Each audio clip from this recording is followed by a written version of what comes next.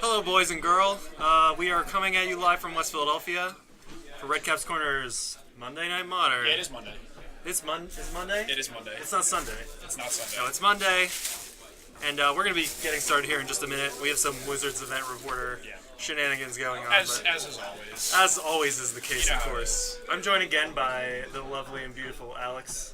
I hope it's okay for me to join you. I am both of those I things. think yeah. I think so. Yeah, I think so too. We've got some handsome men here tonight playing Modern. You know, really, like that's what I like to do. I like to surround myself with attractive people, so then it just kind of enriches me, you know. Right, yeah. It rubs off on you slowly, right? Yeah, that's exactly how it works. quickly. I took a science class once. I'm pretty sure. Yeah, no, I think so as well. But we're gonna be getting started. There's some spice in the room. Yeah, a lot of new decks. This Arclight Phoenix deck has definitely a couple copies that I am aware of. Totally. That deck is really good. It's really good. It's insane. I played against it at the Envy, so I played in the Envy a couple weeks ago. I was playing not great. No? Did you lose to it? Well, so I was playing Hollow One in Modern, and I played against Harlan Fear round 2. Yeah. After I'd won my first round against Titan Shift. Okay. And he was playing Blue-Red Phoenix. Game 1, he mulled a 4 and just still handedly beat my double Hollow One draw. Just solely from the fact of playing Thing in the Ice turn 2 and then flipping it on turn 3. That's all he did. Yeah, no, the card is brutal. My only out to that was main deck Fatal Push, and that was it. And I didn't draw any Fatal Pushes game 2, and that was just it. There's nothing I could do about it. Jeez. My buddy Belfos is here tonight playing Mono Black the Rack. And I don't know how that's going to do against Mono Red no, Phoenix. I think it's going to get just manhandled by that. I think that sounds really bad. It's like, I'll discard. It's like, at what point, what discard spells do you side out then? Because you have to discard. You have to side some of them out. You board in all your removal, right? And you board in 4 copies of Surgical Extraction. Yeah. And you just pray to RNGesus. That's the thing too, is that Surgical is the only acceptable piece of graveyard hate against that deck. You can't bring in Leyline of the Void. That card does nothing. Well, if you bring in Leyline of the Void or other cards like that, I guess specifically Leyline of the Void isn't that potent. But, I mean, really, it is potent. Well, no. So if I was talking with Harlan about it, because he had Surgical in my deck to take my Flaming Phoenix, and he was commenting out, I think it's correct to not bring in Leyline of the Void specifically because it's just one of the it's a deck that doesn't necessarily hinge on the graveyard aspect of the strategy. Yeah. And me and Ethan had this scenario in Legacy where we were playing Maverick, and our opponent had sided in Leyline of the Void to combat Knight of the Reliquary. That's just an And so game 3, he puts 2 Leylines on the table after snapping 7. It's okay, congrats, you mulled a 5. Right, who cares? And it's and when Inquiry in chat, we're like, why'd you bring that in? He's like, I can't beat big knights. And we're like, you can't beat small ones either. Right, totally. And so in this case, they just flip a big thing in the ice, and it's cool. Yeah, it's exactly. Whatever. Yeah, it's what do you do? Right. Okay. That's interesting. I like that. So hopefully the pairings will go up any second now. Yeah. I want to get maybe some memes going for round 1. Yeah, for sure. Definitely gotta get the good decks out in force. Yeah, I mean the good decks are gonna float to the top, and we'll have no choice but to feature them by featuring the good decks. I mean the winning decks. Who says the meme decks aren't also the good decks? You never know. Well, then they have to change status from meme to good, and then they're no longer. Well, that's literally just been the status quo in Modern. I mean, true, absolutely. You look at decks like Lantern, Hollow One, now this Phoenix deck. Right. They started as just pet decks, right? Yeah. That's what you were saying last time. Yeah, that's last time I was on the mic. We talked about the same thing. It's Let's just it's literally just the story of Modern right now. In that, nice. It's okay. The mod. We're speaking to the mods. Right. You can pop the chat out, right? Oh yeah, let's do that. So you don't have to. Yeah, let's do that. Let's learn. Oops. Alright, go on. Yeah, go on. All of these decks are kind of coming out of the woodwork. Even Humans was kind of like a pet deck until Collins Mullen started playing a lot on the SCG tour. It should be pop out. No, he's right there. So click the gear again. Yeah. Pop out. Ah, there we go. Excellent. Bant Spirits too. That's another deck that kind of had a following first. For sure. Catlight popularized that one. Yeah. And then it's just kind of slowly grown to be the better Humans and just the dominant tribal deck. Yeah. All right. It sounds like it's time. I will be right back, and we're gonna get a match on camera. It's pretty sweet in the Bant Spirits deck when your Curse Catcher also just kills people. That's really nice.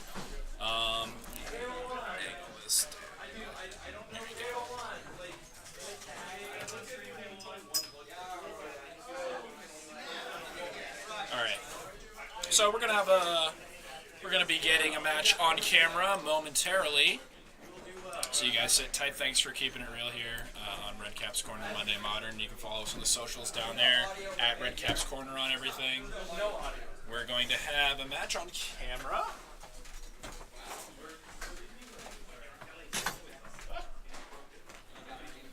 Alright. Players are sitting down for the round 1 match as we speak. It's going to be a fun one, boys and girls, and whoever else decides to tune in. In fact, let me plug on Facebook, let the boys know where we're at. Yeah, if you guys have any questions, please feel free to send them over in chat. It's twitch.tv/Redcap's Corner, right? Yeah. Super simple. Twitch.tv/Redcap's Corner. I'm gonna adjust this a little bit. Alright, so as promised, actually my buddy Belfos was at table 1, so we are going to have the mono black rack deck. Oh boy. He's playing against Leon, who I believe is still on green-white guys. Green-white gentlemen? Gentlemen? Green-white humans? No, mid-range. Okay, interesting. Yeah, you know what, he's actually been doing well. It's not like a super meta deck, but green and white obviously have access to a lot of powerful answers in Modern, and unless he gets comboed out by the, we'll just call it A-Rack. Unless he gets comboed out by the fast decks, he actually tends to do pretty well here. Yeah, I agree. I mean, discarding cards is very powerful. You can't do anything if you don't have any cards in your hand. That's true. It's usually pretty important. Yeah, I'm a little bit biased in favor of my buddy Belfos here, but we'll see how That's this okay. goes. I'll pull for my man's Leon S. Kennedy, hero of Raccoon City. Yeah. All right, let's see. Can't wait for the Resi 2 remake. It's gonna be sick. They're remaking Resident Evil 2? Yeah, and it's like super HD and everything. Oh, really? Amazing. They showed a bit of it off at the last E3. Oh, nice. That game was like heavy on the polygons, right? Oh yeah. Now it's got a little more, a few more polygons. Both players keeping Leon on the play. Strong start for him. The human who makes mana. So do you think your friend won the die roll and opted to draw? That's correct with 8-Rack, right? Is it? I don't actually know. From what I've heard is that 8-Rack usually always wants to be on the draw because if you're on the play, you give them another card. That's true. That makes sense. I think that's actually just it. But there are advantages to getting ahead on mana. It makes your smallpox more powerful. Yeah, that is also true. I think it's more potent for the white versions that play like flagstones. Okay. So if you go like Reborg into flagstone, smallpox, that's just a body bag. Right. Unfortunately, you can't look at your opening hand before deciding play or draw. Right. So of course. I think in general, I could be wrong, but I think in general, usually 8-Rack wants to draw just sheerly for the fact that your opponent starts with less cards. Sure, that makes sense. And Leon here's in the tank about his second land drop. Just gonna play basic here. And I saw Belfos like excited for a moment, thinking his opponent was gonna pass without playing a land. That's pretty bad. Yeah. if I'm on Leon Seed and I just have a forest and a noble hire, if I didn't have a second land, I probably wouldn't even play that second noble. Honestly, it's probably like a forced play that you have to. Yeah, but you're real sad about the smallpox if it comes down. Is gonna hurt. Let's see if he has it. That's probably what's going on here. No, it's a wrench mind. It's like a mind rot, but if they have an artifact, they can only discard one for black. When I played Affinity, I did not give two hoots about that. Yeah, it's not great against Affinity, but super powerful otherwise. Yeah, I mean, it's no hymn to Torok, but, 2 cards are 2 cards. And as Belfos, you have to be a little worried about something like a Loxodon Smiter or Wiltleaf Liege or something. There's some green-white cards that get around being discarded. I'd imagine that there are some number of those cards in his sideboard to bring in for that. Yeah, it might be scary if Belfos needs to face-check those. I could see a Wiltleaf Liege being main deck. That's the Lord, right? Yeah, it's the Lord. That'll definitely probably be main deck. I think Loxodon Smite, that's just a 3-mana 4/4. Yeah, that's all it does. So that's probably a sideboarded card. That makes sense. More swamps. Everything is swamps, actually. Yeah. I was about to say. So Leon did miss his third land drop here. So we probably want to kill this Hierarch if we can. There's the smallpox. Would have been better last turn, but still good here. What I'm assuming is going to happen is He's just eating a creature to pump up his gain the life. Yeah, gain the life. And he's gonna sacrifice the scavenging ooze probably. Right. Yeah. Well, no, I think. Yeah, I don't know the context of his hand. Oh wow, he's going down to 1 mana here. I would honestly probably be sacrificing the scavenging ooze here if I was me, just because. I mean, you know, he missed the land drop. Yeah, you have 1 land. If you think that this goose is going to go the distance, then maybe, because you do have 1 mana floating, so you're going to eat the creature that you just sacrificed to all Birds of Paradise in his graveyard. Right. And that's just Shrieking Affliction. I'll get that on the screen. It's not the most common card. That is one of the racks. That's why they call it 8 rack. Shrieking AF. Shrieking AF. That's true. So, I mean, I guess Leon is thinking that he just needs this. This goose to go all the way, right? It's possible. Any future fetch land presumably would represent a Dryad Arbor, I'd imagine. Sure. He probably has at least 1 in his deck somewhere. So that would be like a way to protect it. So I guess he thinks my opponent might just have a way of killing this Hierarch anyway. I just want to go all in here on pumping a Scooze. Yeah, but I don't mind it. I mean, black is pretty good at removing creatures. It's probably Liliana, and here it is. Yeah, realistically speaking, missing the land drop is not, doesn't help. No, it sure doesn't. I think theoretically, like, a deck like Green White Midrange is going to struggle against 8-rack because, like, in this kind of, like, mid-range value archetype, you're trying to, like, get the most you can, like, for single cards. You're not, like, a critical mass like Burn or Affinity. You're not a control deck where you're trying to overwhelm your opponent with, like, your late game. Yeah. So, like, pound for pound, Belphos' cards are going to be better in just like, okay, discard that. Sure. Liliana this, Liliana that. And he won't be able to assemble the board that he's going to need to be able to... Right, like Leon's deck wants to play like 1 card a turn, essentially. Right. And, with Belphos' turn just being, okay, discard that, kill it. Right. Here's a Liliana, that's going to accrue advantage. Yeah. Presumably he's going to go up. You can discard the last card, and now these... it's going to play right in his plan. Yeah, and these mutavaults are going to get in, pretty much. Like, Belphos is in a really good spot right now. Lands are good, as in, it'll let him pump up the second mutavault. Yeah. Spells are good, obviously he'll be casting them. And what can Leon even do? He can either play a creature, which Liliana could dispatch, or he's going to keep the card in his hand and it's going to get discarded. Yeah, there's really not much to do here, unfortunately.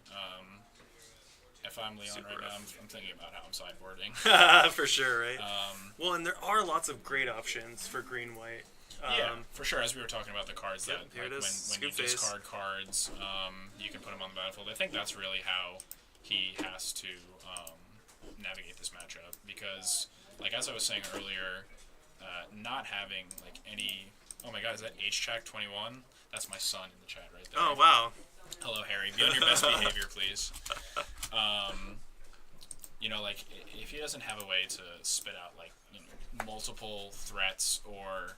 I mean, even Control has a rough time dealing with it, just because, like, hitting your land drops is really important. And right. It just seems like a rough matchup. And he doesn't really have a way to... His way of card advantage is playing resilient threats that don't get removed easily, and so them sticking around generates his advantage, and having just a million edicts is not going to help them. There are some things, though, that can help him with that, like Voice of Resurgence as a 2-drop that matches that's in the deck. Yeah, definitely. That's... Yeah. I would expect a 4 of that in his deck. I'd imagine he probably just didn't draw any, because that's probably one of the reasons why you play green-white. Right, totally. And what do you think, from Belphos' perspective, what do you do? What do you want to change about the list? Is it perfect main deck, or is there something you want to board in? So I would imagine that he's probably sideboarding out some number of, like, discard spells that lets his opponents choose. So I'd imagine Wrenchman comes out in an effort to combat, like, a Wilt Leaf Leech or Oxidon Smiter. That makes sense. I'd imagine just, like, more removal spells.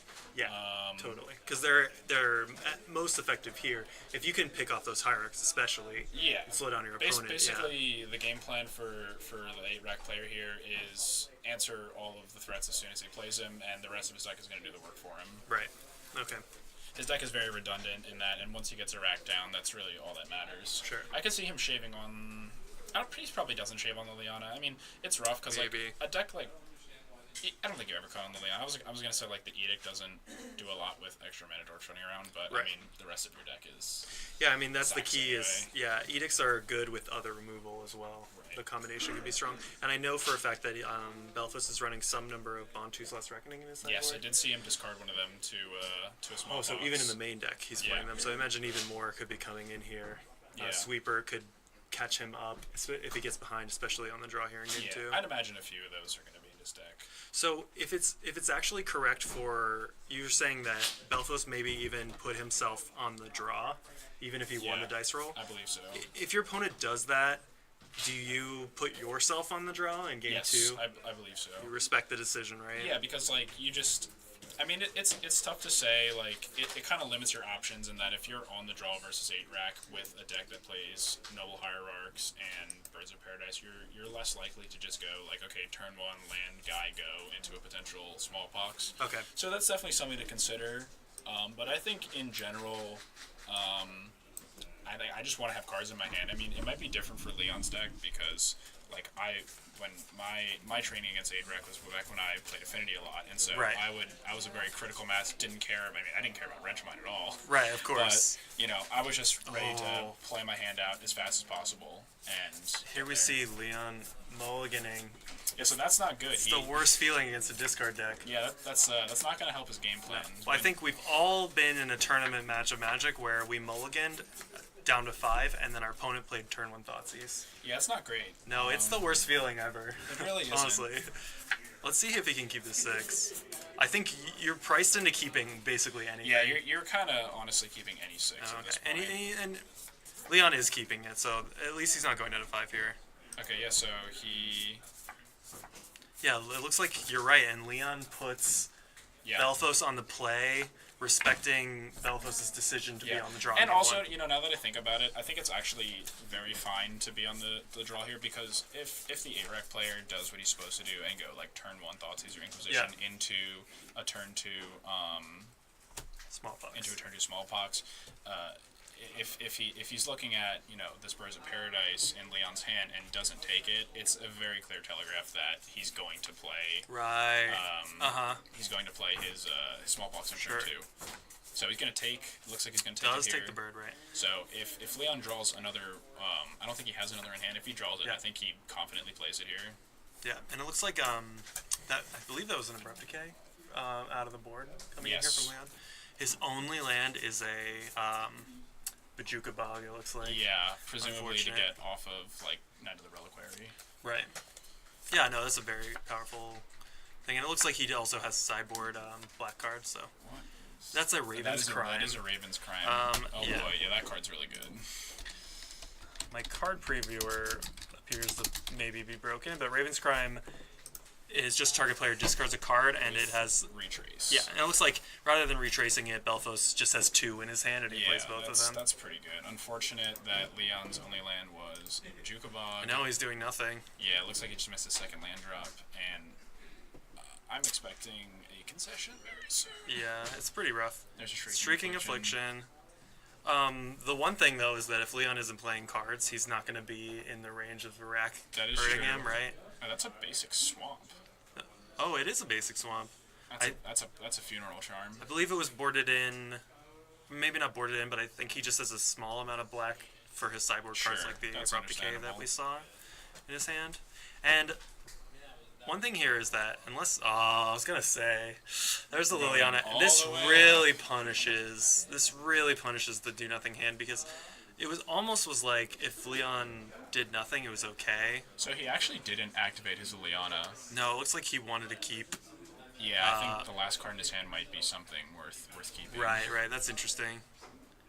So there's the Abrupt Decay that I was talking about. So it looks like we're green-white, but we have sideboard black cards and just a touch of black as a splash. Yeah, not to be confused with Touch of Grey, the men's hair product. Is that a thing? Yeah, it is. It's called Touch of Grey. Apparently, it's a look that. It was a Smallpox in the hand that Belfos decided to hang on to. That's definitely worthwhile. Yeah, you want to keep that land destruction. And then he's gonna play it, and then he's gonna go up on the Liana, and this game is unfortunately pretty over. Yeah, it's over. Unless, I mean, if for whatever reason Leon can draw like a Loxodon Smiter, yeah. he goes Liliana discard, you now immediately have a threatening to kill it. Sure. So that's really, I think, why I would, consider still playing. Yeah, totally.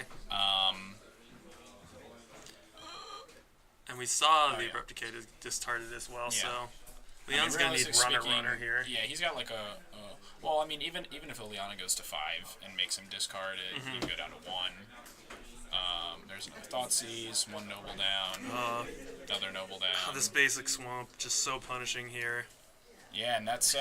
Leon literally drew the 2 mana sources in his deck that don't cast the spells on his hand. Yeah, I mean, that's the threat you run when playing basically that in your deck. I would imagine if he was playing any number of Overgrown Tombs instead. Yeah.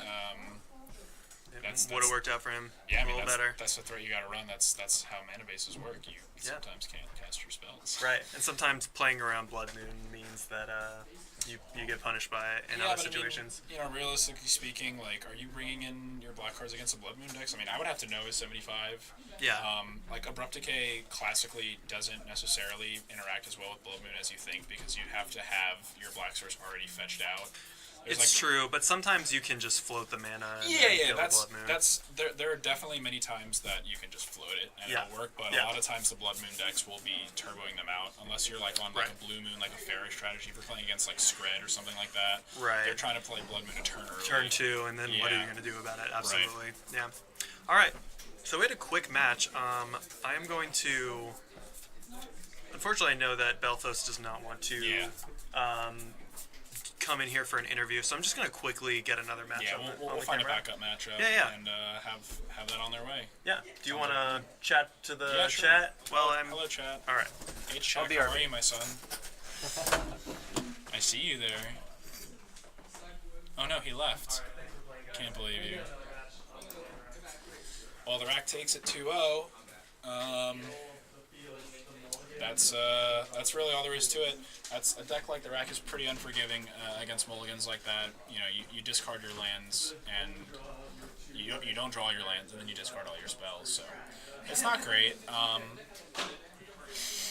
don't know. 8-rack players usually are pretty enthusiastic about their decks. It's I don't know, but I think it is correct to take to go on the draw if given the option is 8-rack. I mean, the extra card is worth so much because that's a turn earlier that your racks are turning on, your Shrieking Afflictions are turning on. Yeah. So looks like we're gonna have a second matchup. Let me just take a peek real quick.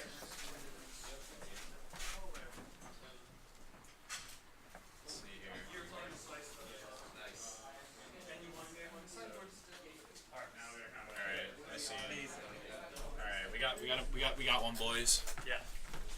I have a very special one for you guys. All right. So, Keith is up a game against Mitch. Mitch just returning from Japan. Yes, Mitchell got me a present from Japan. He was very, very kind of him. I loaned him my copy of Super Mario Odyssey for his trip to Japan. So he got me some JoJo mangas. They're the most pivotal chapters in these 3 parts. I highly recommend it. Shouted that boy out on Twitter. Nice. He's the man. Nice. I put these right on my dresser in my stack of books that make me look like an intellectual. Well, he unfortunately lost round 1 with his Scapeshift deck against Keith, who's playing... Game 1, you mean? Yeah, game 1. Against Keith, who's playing a Gitrog monster deck. Goodness. Yes. That darn frog. 4-color frog value strategy. That damn Pepe frog. Mitchell, I believe, is playing Titan Shift, I think? Yes, he is playing the faster, the standard Gruul Scapeshift. Yeah, he had a very good showing with Scapeshift out in Japan. Got a lot of lists posted up on the Haruya site. Playing at the Game Center. Yeah, he's been posting on Facebook about that a lot. Nice. So hopefully his return will be thunderous. Yeah, maybe he can even things out here in game 2. So what's this deck? What's this Gitrog deck? I have so much. Okay, I have so much to say about this deck. So I'm curious. All right, well, we're gonna go down to the table here as I explain. Pretend we have a cool transition. Yeah, that was cool. The sound effects made it cool. Yeah. Okay, so we are Nano Red. Okay, 4-color Gitrog. Okay. We're playing. What colors are we basing? We're basing green black, assuming. We're green black, but we're splashing white for Teferi. Okay. Planeswalker Teferi. And so we're splashing blue both. for some counter So I'm saying we're splashing both white and blue. White and blue. Yeah. Okay, so it's Sultai. It's Sultai splashing white. Okay. With Gitrog and counter magic and Snapcaster mages and all of the value. Does this deck contain Grizzly Salvage? It doesn't. That's we're playing. I think that's a mistake. We're playing. Please tell me it contains Pulse of Rose. I think that the official deck title is actually Snakes and Frogs. Okay, so like Coiling Oracle and like. We're playing Steve. Lotus Cobra. Okay, that's so a we're cool card. super fast. Keith was saying that he has played some turn 3 Teferis, some turn 3 Gitrog monsters. Is that good? I think it's good. You can actually turn 3 play Teferi, untap 2 lands, and then counter their turn 3 play. Yeah, that's pretty good. Yeah, it's kind of insane. He's playing Logic Knot as the counter spell of choice. I would imagine that's probably pretty good. I'm pretty excited that the meme decks are winning round 1. Yeah, hey man, it is Hate Modern. Rack close it out. That's the thing about Modern. I mean, like, obviously at your Grand Prix and your Pro Tours and what have you, the cream will rise to the top of the crop. I am mistaken about who's sitting where. It looks like. Sorry about that. But like at your local Let's F&M, go back to me while I do this. At your local F&M, literally anything will win. And right, absolutely. That's like a good thing and a bad thing, I guess. But I mean, if you're just looking to have fun, obviously you can take any Modern deck to your local F&M and do well. Yeah, especially if you're a good player. Yeah. You can clutch out any matchup. I remember Ethan having his days of bringing pile of Bant cards I own. Yes. And just like 4-0ing with that. Sure, absolutely. All right, so looks like we have turn 1 Search for Tomorrow into an Explorer. Wow, powerful start for Mitch. Yeah, that's really good. And just a Hierarch here, it looks like, for Keith. Glary. I mean, realistically speaking, these are optimal starts. I can't imagine that Keith has too much more like acceleration. Wow. Here's the Lotus Cobra. So there you go. My gosh. So that's gonna be 1 mana. 1 mana, 2 mana, 3 mana. Yeah, that's pretty good. Okay, so he's gonna Thoughtseize. Wow, we're going off. This is gonna be pretty powerful. Yeah. Unfortunately, Mitchell's hand looks really Steve, good. Titan Summoner's back. Yeah. And a second Valakut. What do we take? Just the Titan? Yeah, you have to take the Titan here. I mean, unfortunately, that Summoner's pack just represents another one, but it is the slower of the two. Absolutely. But this hand is very good, so he's going to play the Valakut next turn. He's going to get a land off the Search for Tomorrow. He's going to play the Steve, sack the Steve, and then there's his 6 land regardless of him drawing another mana. Right, and he's going to be able to use 2 Valakuts in play already. Right. So those Valakuts are going to be active as soon as those Titans hit the battlefield, right? Yeah. Well, Titan. He only has the 1 now. Oh, right, of course. All right, so... Well, Keith is going to have 2 mana to work with here. Yeah, he's got another play. I mean... Yeah, so this fetch is going to be... So he's got a blue, and he's got another mana that he can... Right, so he is playing something here. Otherwise, you'd think he would have represented a counterspell by keeping up the fetch. Yeah. You can... Your opponent might not even respect it, right? You can make 2 blue during their turn. What is this? What's that? It's a rare. It looks like it costs at least 2 mana. Yeah, sorry for the glare here. It's a little bit off camera. Oh, it's another... Oh, it's a Collective Brutality. Oh, no. And now Mitch is out of threats. Well, I mean, he is out of threats, but... So he's going to get another mountain here, presumably, and Steve is going to get another mountain, and he's going to play Valakut. Right. So... I mean, as I said in the last game, it's going to turn you into a really fortuitous scenario where lands are good and spells are good. Right, absolutely. Having 2 Valakuts, once he has his 5th mountain, the 6th one is going to start shooting things, which is pretty good. Pick off all your mana dudes and then start going face. Basically. But if we see a frog hit the table in time, it might not matter. Maybe. Who knows? I'd imagine there's definitely some main deck land destruction. I guess we are sideboarded now, so... Right, we are sideboarded. But I definitely imagine Ghost Quarters, Field of Ruins being in that deck. Yeah, of course. Field of Ruins seems really good with Lotus Cobra, because you get land off of it. And Gitrog Monster as well. Yeah, the value. Let's see. Swinging in for 2. We're going to block sack, If I'm Mitchell, do I just block? I mean, Keith is happy to trade, because we're scared of those Valakuts, right? That's true. I guess the overall, the extra mountain means a lot more, but I would at least think about it for a half second. Mitch staying the course, though. Because that Lotus Cobra would represent 2 extra mana, you know, if it lands like any fetch land. That's the Field of Ruin you're talking about. So we get 1 off the Lotus Cobra. That's going to take care of 1 Valakut. Yeah, and it looks like Keith is just going to pass here. Notably, it will give Mitchell another mountain. Tireless Tracker. Tireless Tracker immediately. I like it's gonna get countered though, right? If he has it, for sure. 1, 2, 3, 4 is a Logic Knot. It's a Logic Knot. Yeah. Logic Knot 4 countered unless you pay 4. Looks like. Yeah. Yeah. Yeah, you're in an unfortunate spot where you are incentivized to play the Tireless Tracker before you get your land. Yes. Because of the clues. Yes. But this is honestly fine. So Mitchell has presumably 5 mountains after that fetch. So any mountain off the top is 6 damage. But also, if Keith Field of Ruins of Valakut, he can get a mountain. Oh no, you're right. But he has 2 Field of Ruins. Can't he Field of Ruin both? He can't Field of Ruin both in one turn. No. Because it costs 2 mana to activate? Actually, no, he should be able to, actually. Yeah, he can, right? So he has 1 mana from the Lotus Cobra ETB. Right. Yeah, it's actually plenty. So he will be able to do that, actually. Yeah, he maybe should just do it right now. It looks like he's going to. I would certainly be doing this right now. And then... Mitch wants to know if y'all can be like a little quiet. Oh, yeah, absolutely. You got it. Yeah, unfortunately, our sound we barrier don't have is sound not in barriers the way. anymore. So instead of being quieter, what we should do is just not talk about cards in hand and maybe not suggest plays and just react to what the players are doing. Or we could turn into an ASMR channel. That's true. Actually, yeah, we can just bring this mic closer to us. Yeah. Okay. Hey guys. We don't need to get silly about it. We'll just be a little quick. Hey.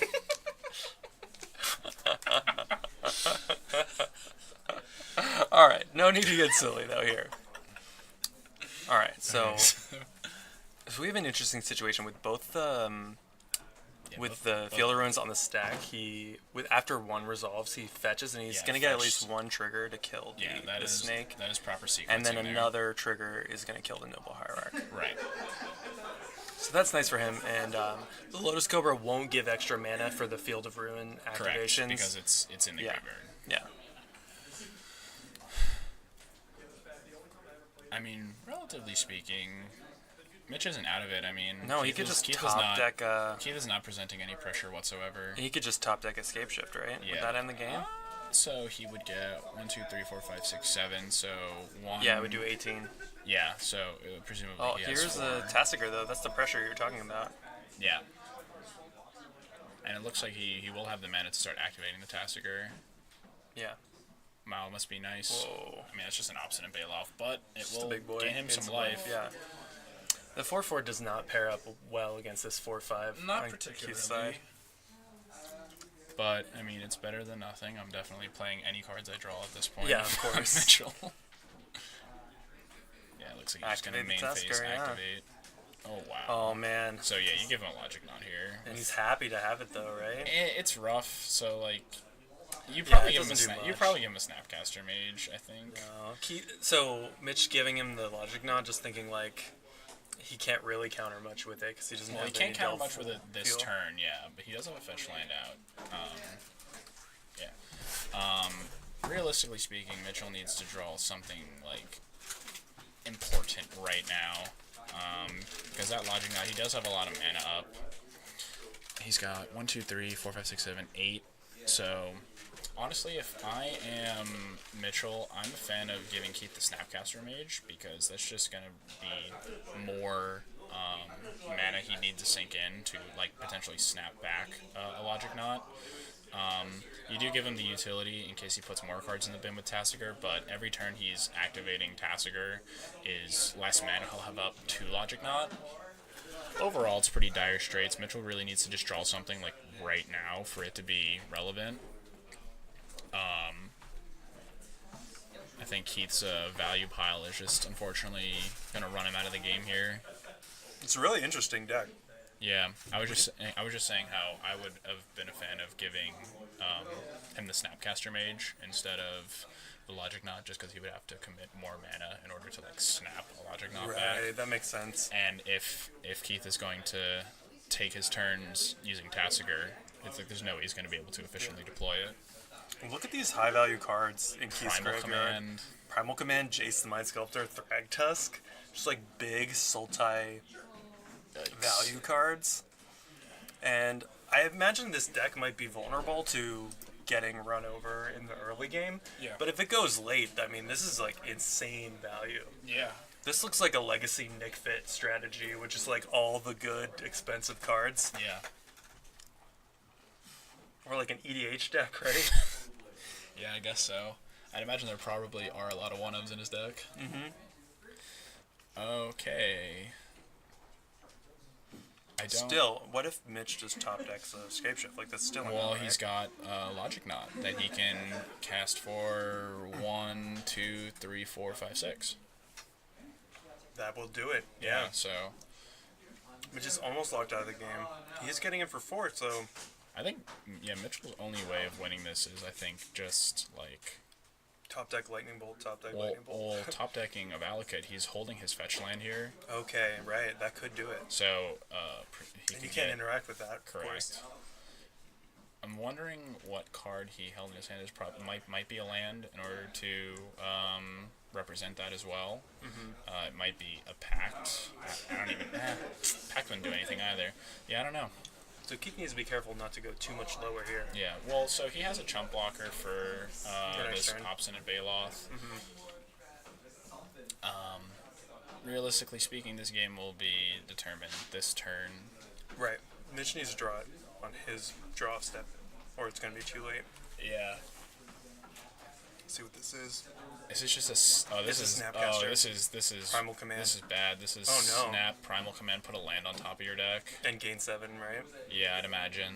Or search my library for Eternal Witness to do it all over again. I think it's just put a land on top of your deck and gain 7. I mean, that's really the only way that Mitchell's gonna win. Would have won this game.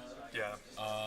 I mean, granted, if he. Oh, you're right. If there he it is. does have a land in his hand, because he has to fetch this land away in order to have live outs. Right.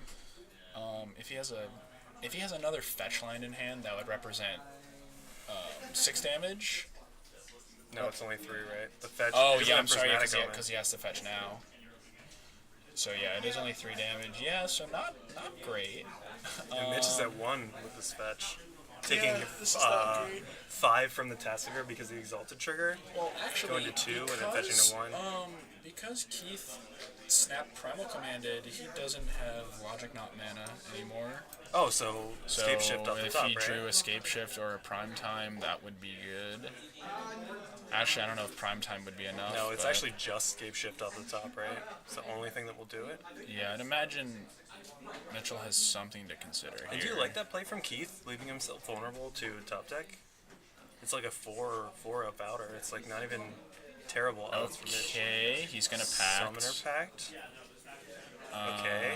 He's gonna get a Titan, Right. and presumably he's gonna play Titan, get Valakut, Right. and a Mountain, and probably shoot the Snapcaster And Mage. then get in for 4. Right. Oh, I probably wouldn't. Oh, no, we attack have at to that block, point. right? Yeah.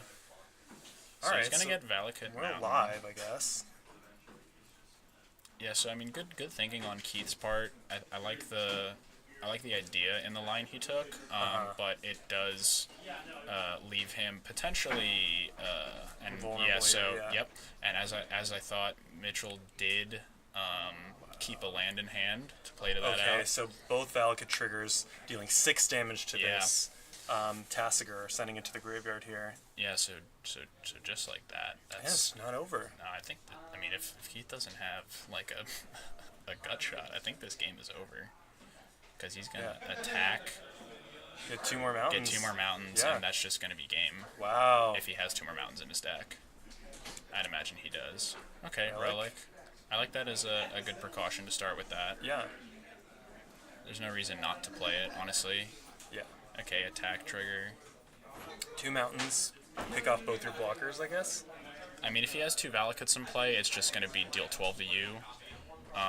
If he doesn't, if he only has 1 Valakut hanging up there, it's going to be kill both your blockers. Oh, and Titan actually has trample anyway, so He does have blockers trample don't as matter. well. This is probably just going face. Yeah. Wow, and Mitch brings it back. Yeah, so that was really good play on Mitchell's Wow. board, sandbagging that land to represent extra damage with any ripped outs. Keith leaving himself vulnerable for 1 turn. Yeah, and that's basically that's how that'll happen. A deck as explosive as Escape Shift, 1 draw will change the tide. I mean, he Thoughtseize the Prime Time and a Pact out of his hand early Yeah. in the game, so he would have had 4 Scape Shifts, 3 more Titans, 3 more Pacts, so that's 10 outs, I think. The numbers on that are probably not correct. I'm just assuming they're playing the max 4. Right. Yeah, sometimes you just get burned like that. I'm trying to think of a more optimal line there. At the same time, like, if you just hold up mana for Logic Knot, you could be dead to just drawing a Valakut. Right. But, like, Are we anymore, though? Because Mitch had to fetch his land to get the land off the top of his deck. Well, yeah, but I'm saying, so if he didn't Primal Command... Oh, then he wouldn't have had to. Right, And then we're dead to a... And then you're dead to a top-decked Valakut, right. So you have to pull the trigger there. And what Keith is doing is he's giving himself the opportunity. I think, ironically enough, him not doing anything would have given his opponent less outs than taking action proactively. Right. It's interesting. Because there were the 4 Scape Shifts, the 3 remaining Titans, and the 3 remaining Summoners packs. Because, like, when you think about it, this game is not going to last another turn afterward anyway. So, like, if it was... If Mitch needed, 2 turns to kill him there, leaving, turning off your counter magic in order to, plow a land on top of your deck, and it's Plow Under, right? Now, what's the card that's like put 2 lands on top? Plow Under. It is Plow Under, yeah. So, Plowing Under and gaining 7 was relevant there. It was definitely not trivial. Right.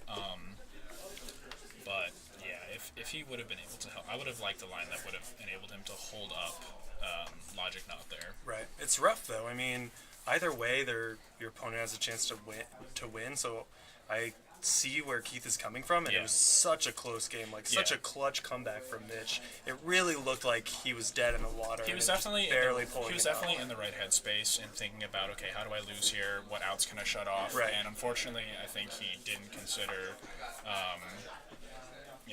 all of the available. He definitely picked an okay option, but given public information, he knows that Mitch has in his hand. So.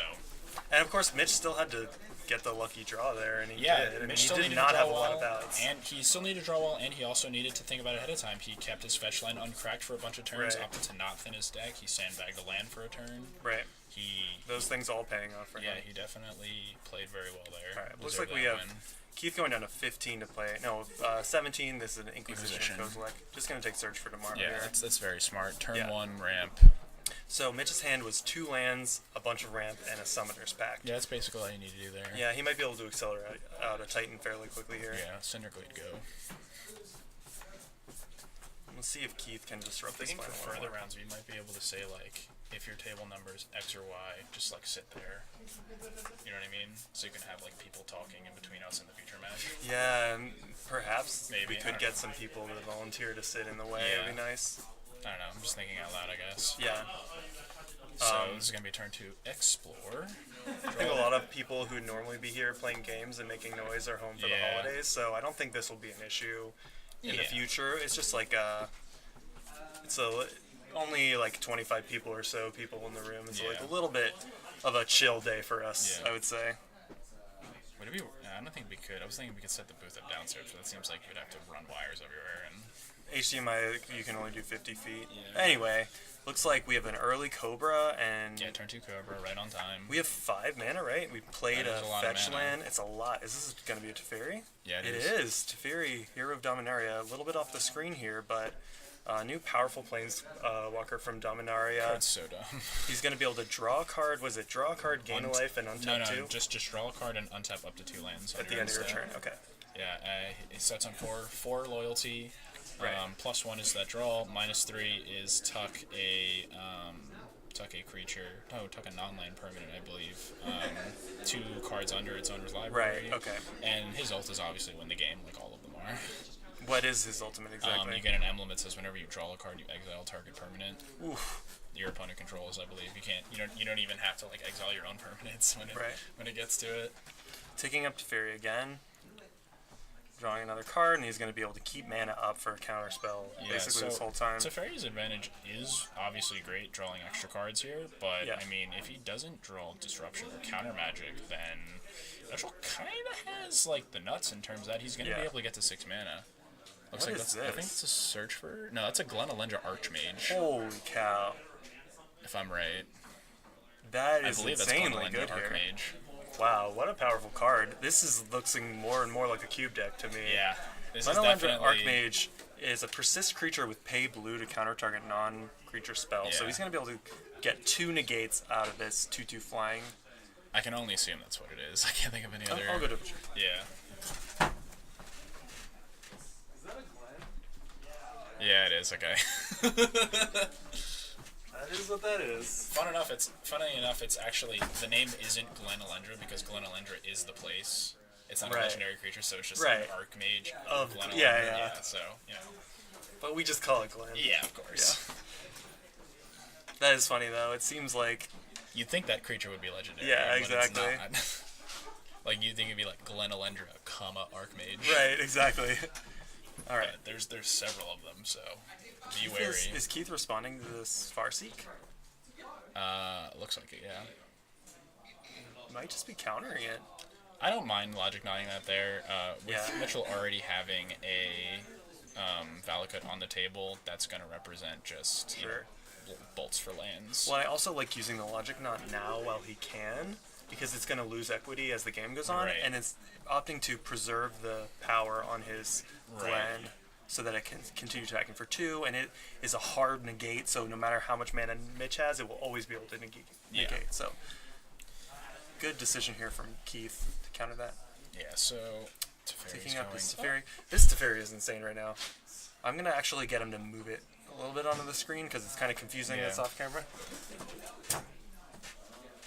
Can you move your Teferi back on camera? That's good.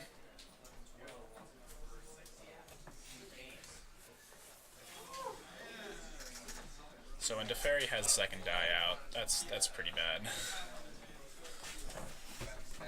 I was saying, whenever the Planeswalker, you need to bust out the second die. That's pretty bad. That's the Death Knell, right? And Thrag Tusk as well. Not really going to do much other than add to the clock.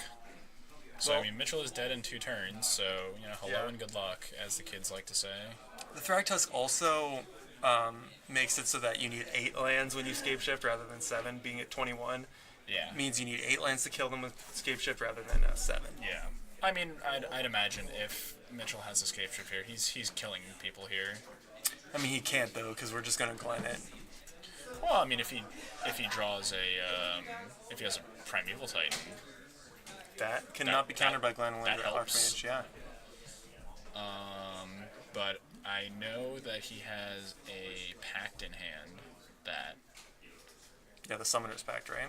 It's interesting. I wonder if he's thinking about... okay. I think that's his line right here, is to just pact. Try to play the Titan? Yeah, so I think so. Yeah, he's getting his basic forests. As Keith, do you activate your Glenalendra to counter the Summoner's Pact? Yeah, 100%. I don't... Okay, so he has to... Presumably he gets basic forest there. He's going to fetch this one. That is going to... I don't know if he can afford to get... Oh, he can get a Cinderglade, I think. Right, that'll come into play on tap because he has 2 basics. Yeah, and then if he gets... There's the Cinderglade. He gets Mountain off of Prime Time. They see each other and does 6. And maybe he actually has it in his hand. Yeah, he does. Oh, logic. But that's Disdainful Stroke. Disdainful Stroke from the sideboard, countering. So rough here. And Keith just having everything. Look at this. I mean, even if... he didn't have it, right? Even if he didn't have it, and he gets 2 mountains off of that and kills, like, Cobra and the 5-power Thragtusk or whatever. It still gets tucked. It gets tucked, and he's at 1, so... Right. And I think Keith just missed lethal, honestly. He could have activated his Creeping Tar Pit and ended the game, but... That is correct. Activating Planeswalkers is fun, so he's going to keep his alive. Here's another Primeval Titan. But I'm assuming there's got to be another counterspell. Oh my goodness. Snapcaster, Disdainful Stroke. Must be nice. And that's it. Mitch has seen enough. And he is literally dead. We see both of the off-meta decks succeeding in round 1. Feels amazing, man. I didn't see any Gitrog monsters. I want my money money back. Didn't, right? I just saw a bug pile of cards. Yeah. And sometimes that pile can get there. That's like you're saying, right? The F&M meta... Yeah. You play good cards, sometimes you get to cast them. cards. Yeah, you play good cards and you leverage your skill against players who don't know how to play as well as you. That's really it. Mitch is a very good player, but he was saying to me earlier that he's not super familiar with playing Scape Shift. He's just starting to practice it. Yeah, so. he's a longtime Ponza player. So similar-esque style, kind of. They play red and green. Yeah, they put lands into play. Yeah. But yeah, I mean that's like that's how you win Modern. Honestly, is just flex your format knowledge and play skill. Totally. That's honestly why, and I guess I'm gonna go on a side tangent here. Okay. But like, everyone tells me like Tron's a great deck, right? Mm-hmm. And don't get me wrong, Tron's a good deck. Okay. Yeah, it's good. But if your goal is to, do well at a tournament, like, wouldn't you want to play a deck that allows you to maximize your knowledge of a format and your deck in order to create lines that, like, essentially, wouldn't you want to play a deck that tests your skill and your knowledge of the format in order to, like, leverage your knowledge of the format against players who don't? If you think that you're better than the average player. But it's like when you play Tron, you don't, like, you play Tron because it's just a good deck, right? Because the deck plays itself, and like that's to no one's discredit. Like, no, but it's a good choice if you're not sure about the meta. If you're not sure exactly how to play all the decks, then it's a good, powerful deck that you can win with. It's not like if you're gonna pick up Keith's Snakes and Frogs decks, you have to know exactly what you're doing. There's a lot of decision points that need to be made. All I'm saying is, my friend Ethan went to a Grand Prix. He's a very accomplished professional player, Silver Pro, Pro Tour, all that. He doesn't need to play Tron. He went to a GP. He's like, you know what? Tron is good for this GP. I'm going to play Green Black Tron, and he just 0-3 got PP smashed and had zero fun because he was on paper the better player, but because his deck didn't allow him to take advantage of that, there's nothing you can do about it. Totally. And on that note, we're going to go to a short break. We're going to be back at 7:37 p.m. EST for the next round. And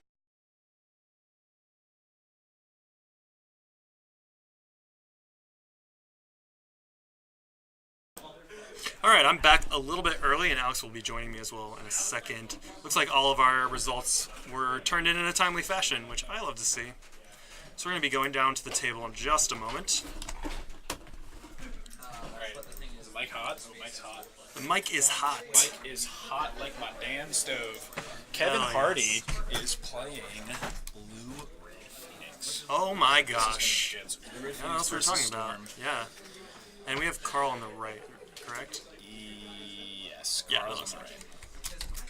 So it's Blue Red Storm versus Blue Red Phoenix. This matchup is going to be pretty big. It's going to be who does their thing faster. Right. The post-board games is going to be a bit more nuanced when the Grave Pig gets introduced. Definitely. And sideboard cards, obviously, as all sideboard matches, your matches tend to slow down a bit post-board. But this is going to be, I think, I don't know. I actually am not sure who's faster. The Phoenix deck can definitely put out a bunch of power turn 3-ish, but I mean, it still takes a couple turns to kill. Storm can reliably kill on turn 4, I believe it is. Yeah. So we'll see. Looks like we got 2 keeps. Island go. Being on the place certainly helps. Yeah.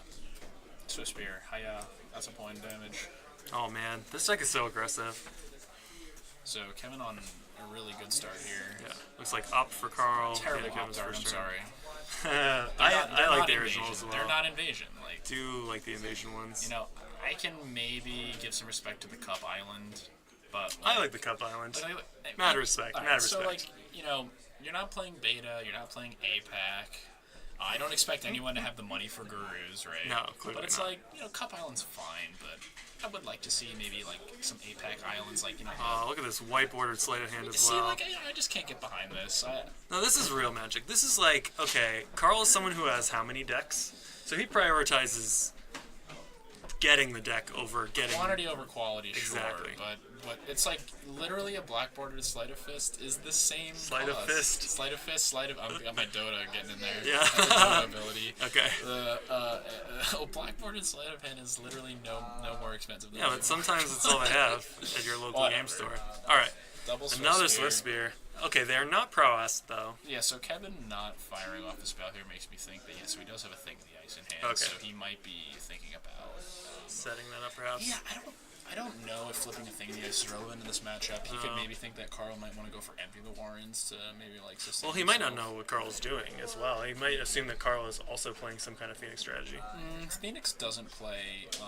Opt. Yeah. No, Phoenix does. Some Phoenix does play Opt, but Phoenix doesn't play Sleight of Hand because he would want to put the second card into the graveyard, not at the bottom of your library. Right, okay, that makes sense. Oh, wait, no, Sleight of Hand is in the graveyard, isn't it? No, it's the bottom. Yeah, it is the bottom. Okay. Yeah. Okay. Sleight of Hand is a strictly Storm card, Storm cantrip. Okay. I think Carl might be dead. He looks pretty dead to me. These two prowess creatures and the lightning bolt in his hand are spelling disaster for him. If Kevin has any number of metamorphoses, because I did see 2 bolts in his hand, I think Carl actually might be dead. Okay, just a Serum Visions. Oh, that's a lightning axe. That's not gonna help. Still, this deck, Carl's deck is explosive and he has a full grip. He's been cantripping and putting stuff together. He could also just end the game himself. Yeah, I mean, that's what you do with Storm. Yeah, absolutely. Alright. So it's not over until Carl hits 0. Sure. And just taking 4 here. That is how Magic usually works. That's fair. You die when you're at 0 due to state-based actions. Well said.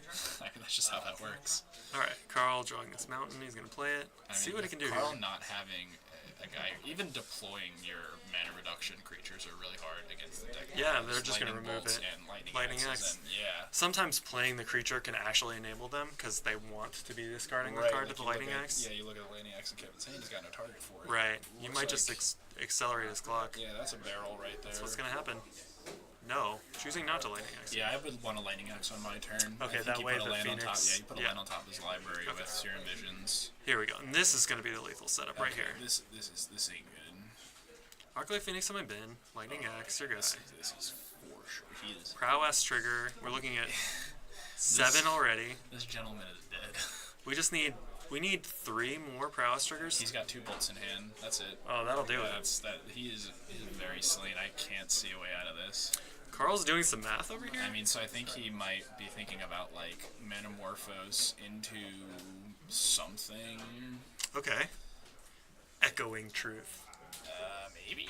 That would do it. That would keep him up. He would need a very heinous combination of spells, which he might have. Oh, he's remanding the Lightning Axe. So, I'm not a huge fan of that. No, he has to, right? I mean, I guess he has to. Yeah, I guess you're right. I mean, I guess he does have to. He doesn't have an option. No, he really doesn't. Because it's not like he can remand anything else, because his guy is going to die, right? That's true. He even... It doesn't counter the spell, does it? It does counter the spell. Did he get countered this way? Put it in your hand. Did he forget his loot trigger on Baral? He might have, but I don't think it's gonna matter. Bolt you in the face. Bolt you in the face. Yeah, so now Arclight Phoenix. My guys are 11. Those are 4 powers. Yeah, that's approximately $1 billion damage. Yeah. All right. Even if he blocks, it's not enough. Even if he blocks, the Swift Spears have 4 power. Man, that was fast. Yeah, I mean, this Phoenix deck is really good. It's really insane. It's so crazy that this deck actually plays Crackling Drake as well. It does. It plays actual factual Crackling Drake. Well, one thing that I forgot about Crackling Drake is that it draws a card. It also cares about not only the instants and sorceries in your graveyard, but also the ones in your exile. That is so true. It really plays around the graveyard hate very effectively. I mean, you don't play it for that reason. I mean, it's definitely part of it. I can't say it'd see play otherwise, but if Enigma Drake cantripped, I'm sure if Enigma Drake cantripped, it would play that card as well. That's fair. It's definitely part of the equation. I mean, it's really like it's the package deal, and you get a little everything. So, Alex, explain to me how we're sideboarding here. So, how we're sideboarding is there's one of 2 ways that you can sideboard in a matchup like this. There is don't give a hoot about what's going on your opponent's side of the table and go faster. Right. Or bring in disruptive cards. Okay. Now, so this might be a play draw thing, right? Like if I'm on the play, I might just be thinking, let's go all in. Yeah, it's somewhat play draw dependent. Definitely some number of grave hate is going to enter the fray on both sides. Yeah. Definitely asymmetrical grave hate, so I would imagine. Surgical. Yeah, I would imagine definitely surgical out of Kevin's deck because it's a free spell. Right? Yeah. Carl's probably bringing in his relics, but that's really it. Because like as you saw, I mean, bringing back recurring 1 Phoenix, like he just dealt 3 damage with that Phoenix. He it didn't matter bulk so of the much. damage with everything else. Yeah, I mean Swift Spear is an incredible magic card. So I would imagine Carl bring just a lot of removal. Yeah, lightning bolts, right?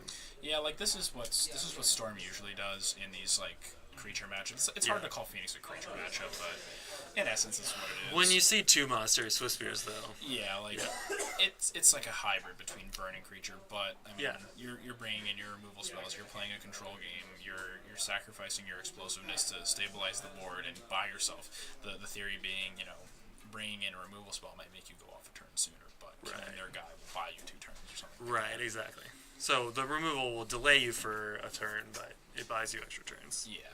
It's this difficult calculus you have to do. Yeah, and at the rate that the Storm deck will cycle through its cards, it's not going to be a problem finding his sideboard cards if he needs. He can also give Ungiven for them. Right. This way, has a lot of redundant copies. You even play Basic Island and Snow Cover Island in that deck for the corner case of needing to. Wow, interesting. Needing to give Ungiven 2 differently named cards. Yeah, it's cool when that comes up. Specifically, Basic that has 2 different names. Yeah. So, do you think that game, our game 1, was typical of how the matchup is going to play Definitely. That game's definitely going to be very typical. That's just kind of the ugly side of Modern that a lot of people have been complaining about. It's just like, these decks are really cool, but they really don't. It's not really about interacting with your opponent anymore. It's just doing your own thing as fast as possible. Yeah.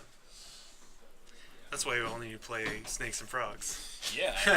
Like, hey, a deck like that is certainly fun, but I mean, what do you do when you're facing down? Yeah, I mean, Phoenixes? Kevin's draw clearly would have beat Keith in round 1. Yeah, Kevin's draw even had the thing in the ice, and he's like, okay, turn 2 thing in the ice, do whatever you want, I don't care. Sure, and that card, it just needed the right shell, but that card has always been super powerful, and people have been specking on it for a long time. Yeah. Yeah, I mean, it plays defense very well, and actually. It kind of surprisingly doesn't play defense very well because a lot of the aggressive decks are red and play bolt, so these players will fearlessly swing like their Goblin Guides into it anyway.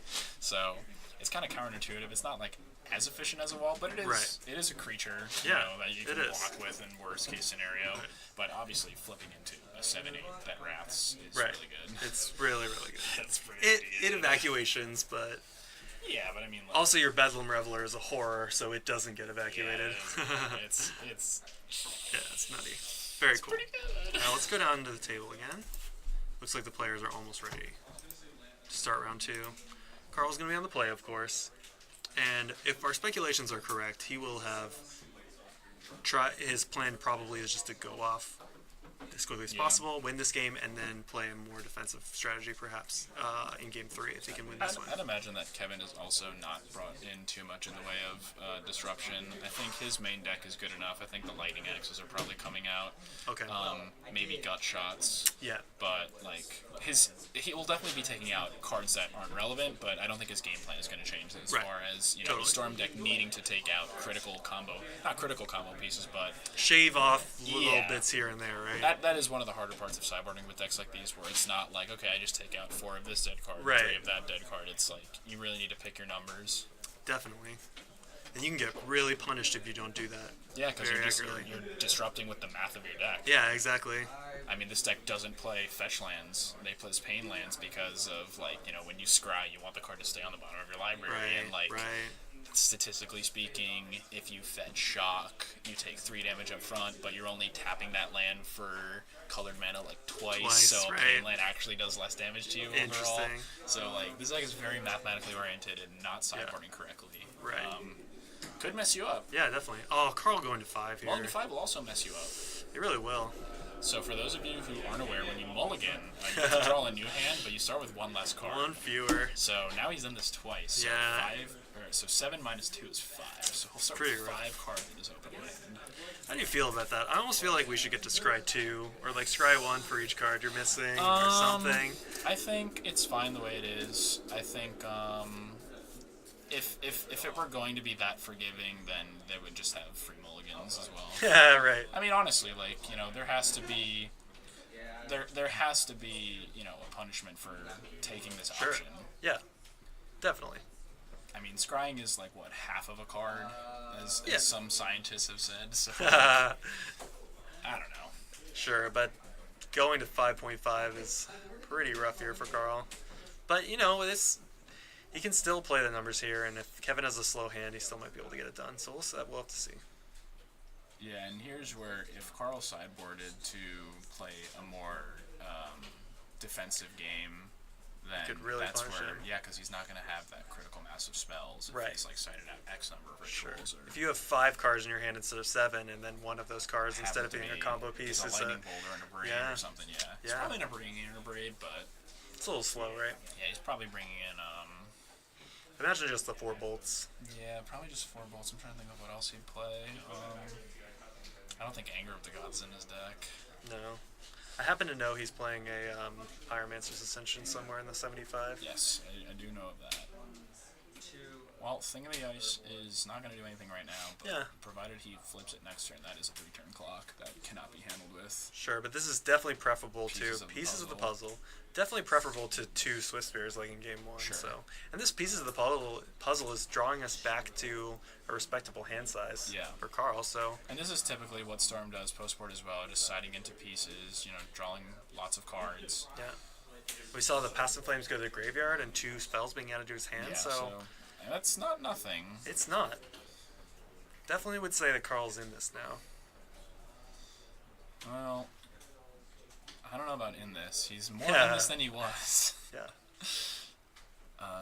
I'm rooting for a Game 3 here. Yeah, I'd like to see more Magic being played, but I think this Thing in the Ice might flip this turn.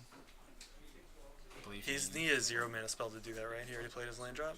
Yeah, he did go bottom before he cast this Vision. That's good. I think that was a Manamorphose. That would have been nice to have 1 spell sequence prior. Yeah, there you go. But that's okay. No, I think the Thing in the Ice isn't flipping. That's fine. I believe that's Surgical on top. That'd be pretty good. I think I saw Faithless Looting as well. He did mill over Faithless Looting with his Serum Visions. Yeah, that was pretty lucky. The Thought Scour. Or yeah, Thought Scour, I'm sorry. Alright, another Serum Visions. Oh, will that get the... Okay, so this might actually be enough now for Thing in the Ice if that was in fact a Surgical Extraction. Yeah. And then he can also hit the Past in Flames. No, I'm sure he would hit the Pieces of the Puzzle in the graveyard because he gave him one off of that. You're right. Is that what's happening? Oh, I heard it. Yeah, I heard it. That's savage. Okay, let's see what we're taking. Picked up and empty the Warrens. So the Echoing Truth in Carl's hand is going to be able to reset this Thing in the Ice. True. And he didn't hit pieces. He did go for the passive. Okay, that's also... I think it's reasonable. Yeah, it's still also very reasonable. Can we combo off without it? Without Past in Flames, yeah. I'm saying that with knowing the contents of Carl's hand after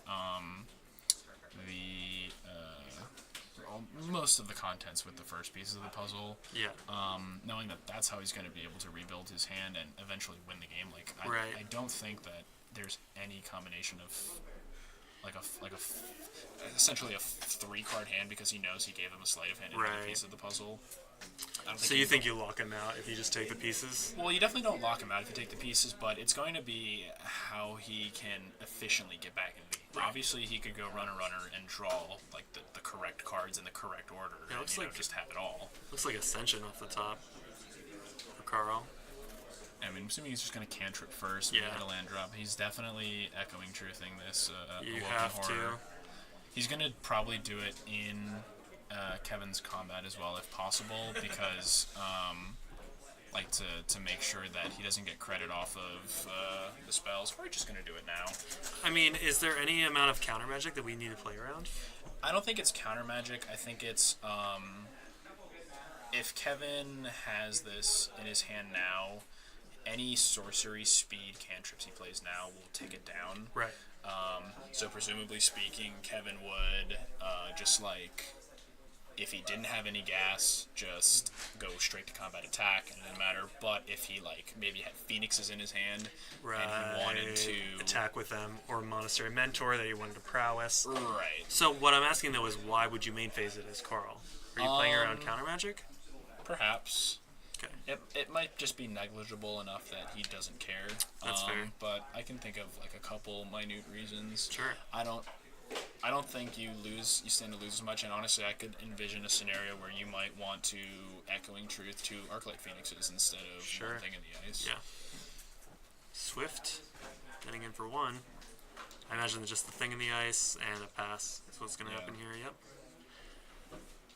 The clock is reset, and it doesn't look like Kevin has the gas anymore to flip this thing next turn. So He does have he does have a lightning axe, so that'll discard a phoenix. I think is. Oh, actually, I think he has a fiery temper as well in hand. Ooh. I don't think that lightning axe is going to be pointed at anything that's not His own electromancer. creature. Well, he might. Sometimes it's got to give you lethal, right? Well, actually, I'm trying to think of a sick line that if he like lightning axes his own Swift Spear and discards fiery temper, casts fiery temper, that's 2 spells, so it has 4 toughness. With the lightning axe on the stack, casts 2 more spells, and then it survives. But then your thing in the ice flips, so it doesn't matter. Yeah, you could target your own thing in the ice to flip the thing in the ice, making it survive the lightning axe. Yeah, that too. You can also do that. Yeah, that's interesting. Carl's gonna need to find a land drop here. Looks like that's his plan so far. Just casting Slight. Yeah, and this is what I was referring to with circling the piece of the puzzle here, because now that Carl is going to have 2 more turns here at most, I think, if he doesn't have any more interaction, and being able to cast a more powerful draw spell than just like cantripping, Right. will reasonably give him a better chance to win this game. Sure, but on the other side, I could see him top decking a couple desperate rituals and then Past in Flames making a big difference. That's certainly possible, but I think the difference in those two things is that he would be able to more reliably do that with the pieces of the puzzle. Okay. You know what I mean? So like, it's the correct answer is hidden under several layers of calculus and statistics. Right, of course. But it's easy for us to speculate, but you just have to choose a line and go with it if you're actually in the game. So, I mean, Carl is kind of representing, like, hey, like, I might kill you next turn, so kill me now. And I think Kevin can do that. I did see him having a Phoenix in his hand. As well as a Lightning Bolt. And a Lightning Bolt, so if he can get that into the graveyard and cast 4 spells, then that will be game.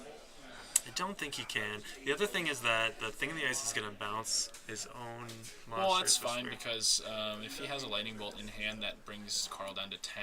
Thing power 7, Phoenix's power is 3. So that's 13. Looks like he's just going to flashback Faithless Looting. Carl gets another turn. And maybe. He might have some free spells. Okay. Is that a gut shot? That's another Faithless. So he's definitely discarding these 2 Phoenixes here. Oh, yeah, so if Kevin has 2 spells, this game's over. Nope, just going to attack. Okay. Beats for 2. Carl at 11. Or 10, it looks like. I think they missed 1 point of damage earlier. Alright, Carl. Can we do it? Here we are. Somehow still playing a game of Magic on turn 7 or something. Yeah. So look, there's that Shivan Reef. He's gonna play it. He's gonna play that Shivan Reef. He didn't have to shock to play. He's probably not gonna pay any colored mana for that. Math. Clear school, kids. Desperate Ritual. Alright, looks like now is the time. We're going for it. Here we go. Yeah, I mean, he has to. No, he's not surviving with those Phoenixes in the graveyard. 3 red in a mana pool. Storm is 1. I don't know if he's going to be able to get this. Pieces of the puzzle trigger. Yeah, so he does have pieces in his graveyard. 1 red floating, Storm is 2, 1 counter on Pyromancer's Ascension. Bell Pierce. Ooh. Make sure we tick the Storm counter up on that. Okay. That is. Right, Storm is 3. I'm assuming they'll hit that. Yeah. And that is rough. Counter magic that we feared was actually there. Yeah, that is true. What do you do as Carl?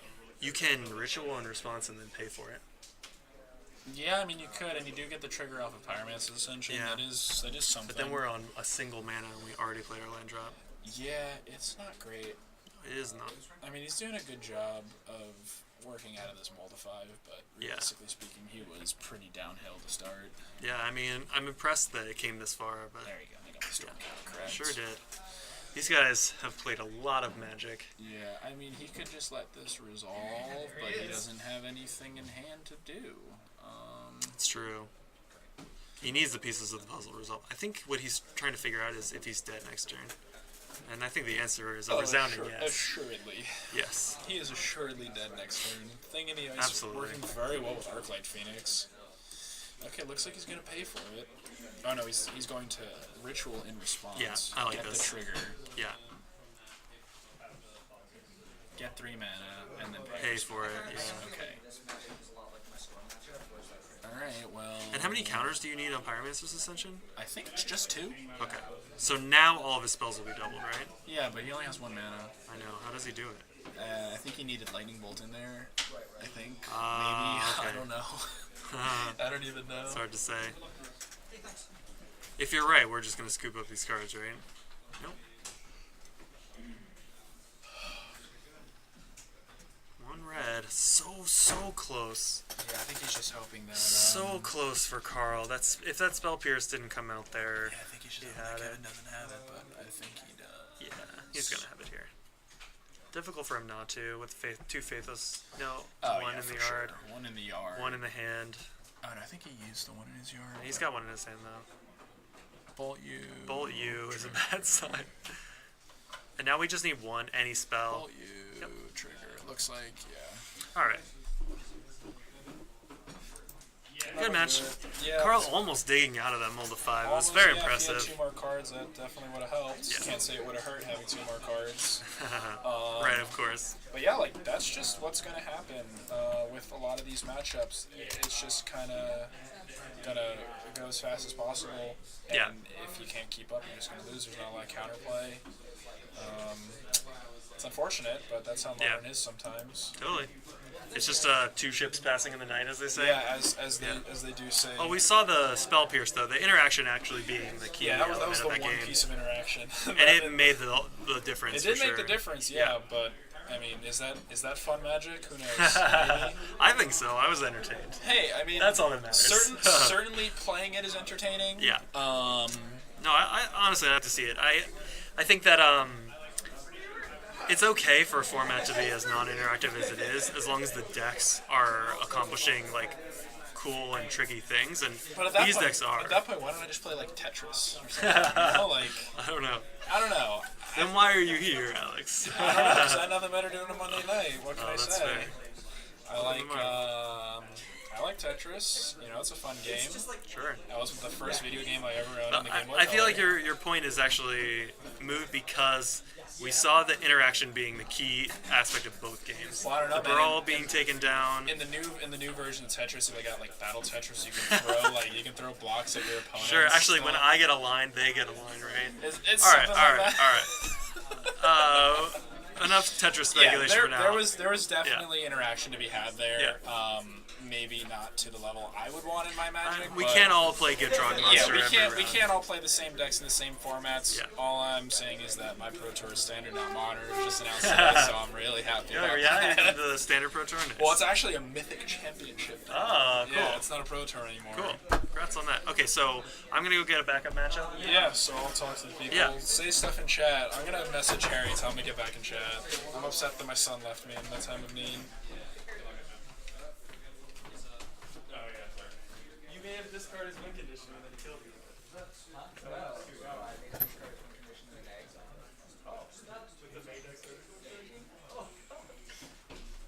You're a monster. I'm hearing some main deck surgical extraction.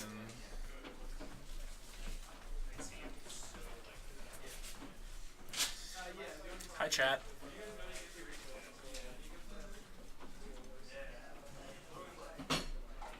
Love you guys. Love you all.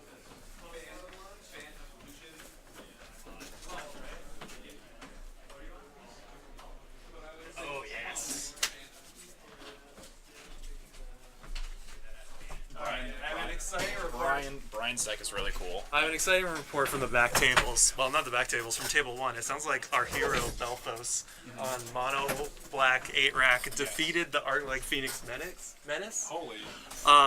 With his I heard main deck surgical. main deck surgical extraction technology, which sounds terrible, but it just won him the round, so what can I say, right? I'm sure Edward's not happy. I'll buy him a sody pop later.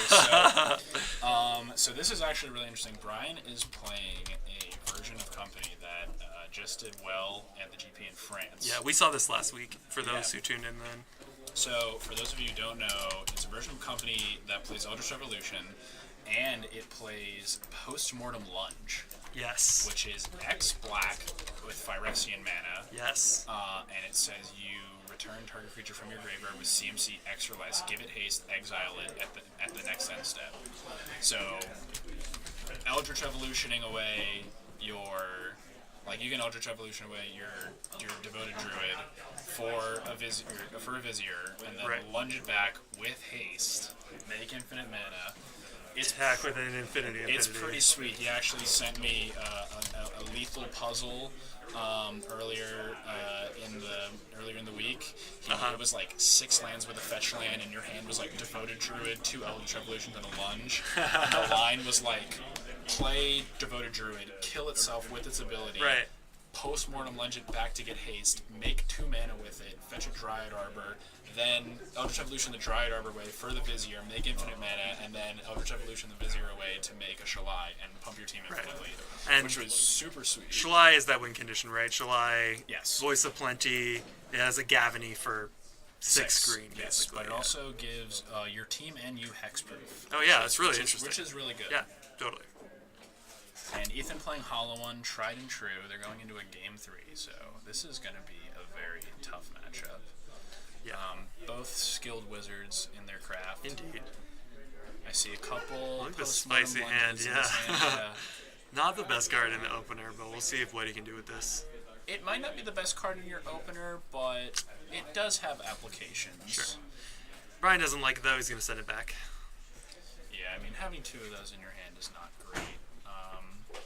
What's nice is against the decks that play traditional removal, like basically not Path to Exile, killing a turn 2 Devoted Druid, you just bring that bad boy back. And give it haste, which is the most important part of it. It allows you to essentially kill without having a Devoted Druid on the table and untap, which was classically how you got the upper hand against these decks. As long as they don't have their Devoted Druid, they can't make infinite mana with haste. But this changes that. And with Eldritch Evolution, obviously sacking creatures to get bigger creatures, Birthing Pod-esque effect. Yeah. You have a lot of play in maneuvering your way into a victory. Alright, looks like a Shalai, looks like a Reflector Mage, looks like a slow hand from Mr. B-Raj, but nonetheless, you gotta start keeping these hands. Looks like a turn 1 Faithless Looting. That's a good one. Let's see if any hollow ones come out of this. Oh, did you need to discard 3, actually? No. Yeah, you do need to discard 3. Okay. But this is pretty good. Ooh, 2 Bloodghasts in the graveyard. We'll see these get put back into play with their landfall triggers next turn. Yeah, so, I mean, the Dream Start with Hollow One is... Here's the Vizier of Remedies. The Dream Start with Hollow One is to have a Street Wraith and then a Faithless Looting that is guaranteed discard 3 cards, and you'll not hit your Hollow Ones. But this is pretty good.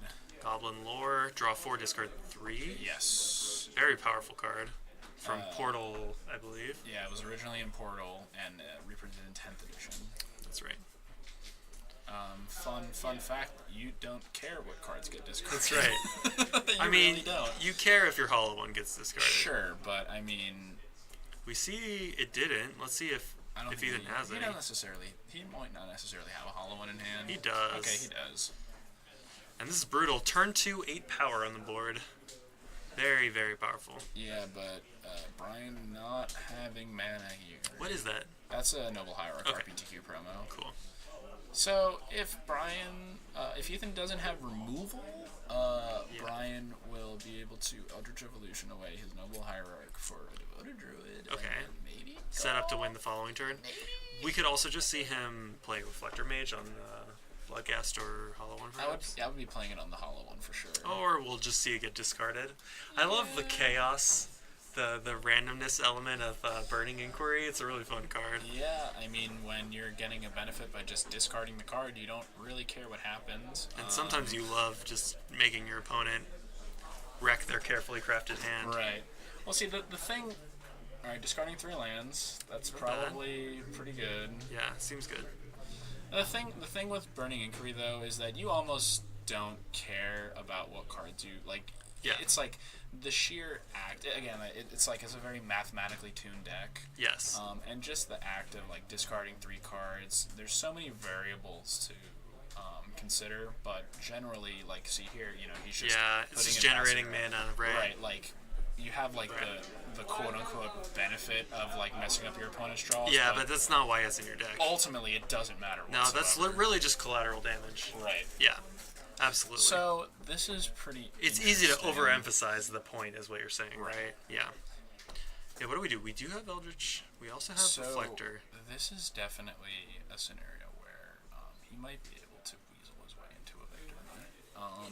It's going to be tough. I think he has 2 Eldritch Evolutions in hand. He doesn't have the lunge, unfortunately. So he's got Shy, Reflector Mage, and 2 Eldritch. Any of his lines are probably going to require putting a Devoted Druid on the table now.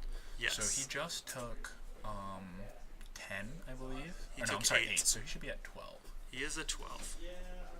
We'll have life totals enabled again for the next match. Having a couple cards in hand. Well, this is the last game. This is just game 3. Well, I mean next match. Oh, yeah, sure. Yeah. We might have to... If we have to block, though, we're dead. That's Brian, right? Yes, Brian does have to block here. Oh, it's so rough. He's so close. Do you have to Reflector Mage? Do you really buy meaningful time doing that, though? I'm not sure. I think Reflector Maging... Well, so Reflector Mage will save you 8 damage. Presumably, you will bounce like Tassiger or Hollow One, block the other one. Right. He's thinking about... I'm trying to think of what other, like, one-of creatures he could be looking for. Yeah. We are evolutioning. Yeah, I mean... No, it's just any 3 mana. I think it has to be... Yeah, we're maging. Okay, so... Tassiger, back to your hand. I don't hate this. I mean, he has more cards to draw. This would potentially give him one more turn to draw lunge, and then we might be able to see an actual lethal turn. Right. But he needs to top deck the lunge to win the game next turn. Yes, that would need to happen. But, I mean, at the same time, developing a board presence is also pretty good. Except that Ethan is pressuring his life total so quickly that he might already be in chump block mode. Right, that is true. But, I'm trying to think here. So if he... I think he just takes... He does. To 4. Yeah. No, he blocked. Yeah, he blocked the blood gas. He's not. Okay. He's not chumping. So yeah. So I think. So because he can't reassemble. He can't replay the Gurgang, or I'm sorry, the Tassiger. Yeah. He might be able to, like, Brian here could reasonably just play Shalai. No. He did draw lunge. I think he's dead. Can we do it? No, he's dead. Is he? You're saying Ethan's dead? Yeah, Ethan's dead here. Okay, so we pay 3. Okay, so. Oh my God, he drew it. No. So he needs to have. Shalai's only 1 white, right? Yeah. So. Oh, he's not gonna have the Shalai mana. No, he will, because Shalai is only green to activate. Shalai is 3 white, right? Yes, it's green to activate. Yeah. So Ethan's dead. So what I think is gonna happen here? He's going to Eldritch Evolution. I'm assuming he's gonna. Oh no, he's just gonna play Shalai. No, he doesn't have lethal because he didn't have. Because he didn't have a way of putting his own druid in the graveyard. Yeah, he did. Yeah, he did. You can sacrifice druid to itself by putting 2/1/1/1. It doesn't have haste. Oh no. Evolution. No. I take that back. So the problem is you don't need haste to put -1/1 counters on it. Oh. The problem is Vizier is on the table. Ah. So that's why. Wow. Okay, I see. So you can activate its untap ability so anytime, his untap ability is just it doesn't require tap. It's just activate, put. Okay, so we see in response to Shalai, Ethan killing the Vizier remedies. Does that help? Brian? Not really. You need to have the. Actually, it might. It could, right? Yeah, it's potential. It's interesting. We'll have to see. Well, so because of the Shalai, I'm assuming he is just going to chump block the Hollow One with the Reflector Mage here. Right, and he can't block the Shalai on the Bloodghast because the Grim Levelmancer could finish it off. Because Shalai herself doesn't have X-Proof, even though Brian and all of his creatures do. That is correct. And this game, from Ethan's perspective, can't seem that close. I know he knows the explosive power of his deck. Yeah, I mean, he knows, like, Brian's been holding on to a couple cards all game. What can they be? They're definitely combo pieces. It's not like in the older versions of Company where if you have, like, a collected Company, you're playing it no matter what. Right. If you have a Chord, you're usually playing it no matter what. Because you can just end step, get your Druid or whatever. Right. So I think Ethan can reasonably suspect some number of sorcery speed combo pieces in Brian's hand, maybe like a walking ballista or something like that. But I think right here it depends on the life total. I think so. He took 8 and then he took 6, so he should be at 6. So if he blocks the hollow one here, he takes 2 from the Blood Echoes to 4. And he can't get shocked with Grim Lavamancer because of Shalai, and he will be able to safely pay the 2 Phyrexian on the plunge. Oh, I might have the life totals wrong. So the Fatal Push Revolt from the... Fatal Push Revolt from letting the guy die. You actually had to not kill any of Ethan's creatures there and just chump block the hollow one, and then Brian would have had another turn. Yeah. Also, being a 2... puts him, if the Sholai dies, he's in range of the Grim Lavamancer trigger, and he's also not able to pay the 2 Phyrexian mana, like you were saying, the 2 life for the Phyrexian black. I think it was important to know the life total there. I'm pretty sure Brian was at 6. He was at 6. So you were correct. I think him blocking... I think it was a mistake as well. Yeah, so I think if he... So see what happens. If he just blocks the hollow one, then... if he just blocks the hollow one... Well, actually, no, because even if... Even if Brian had just chumped and went to 4, Ethan could have Lavamancered his own Blood Gas to get Revolt, and then still Fatal Push Shalai. Oh, but then he wouldn't have had the Lavamancer to finish off his opponent. Oh, but if Shalai dies, we can't win the game. Exactly. Okay. Because he only has one. He only has one Shalai in the lid. Or I think he might have more than one, but reasonably speaking, Shalai is a combo piece there. Right. That's reasonable. Okay. So we are going to go to another quick break. We're going to take a 10-minute break. We will return at 8:23 for round 3, so stay tuned. Yeah, keep it real. Tell your friends. Yeah.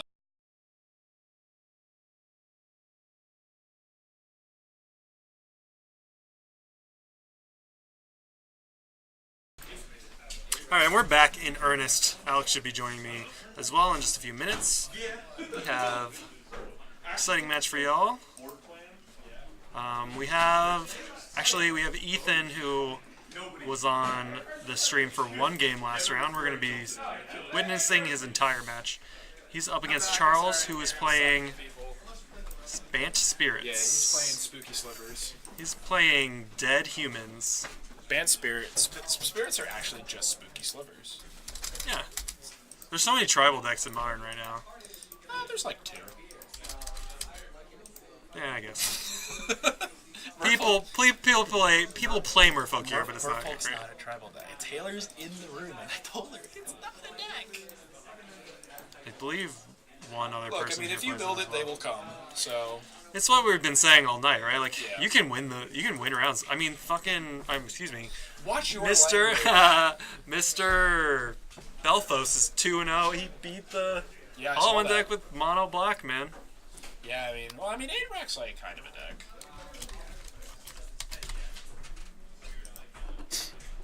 Yeah, I'm calling it Dead Humans because that's what Charles calls it. Oh, his name is not Brian though. Whoops. I like the. Whoopsie doodles. I like the deck. That's also Ethan said he could still hear us. Well, actually, I think it's because it went away.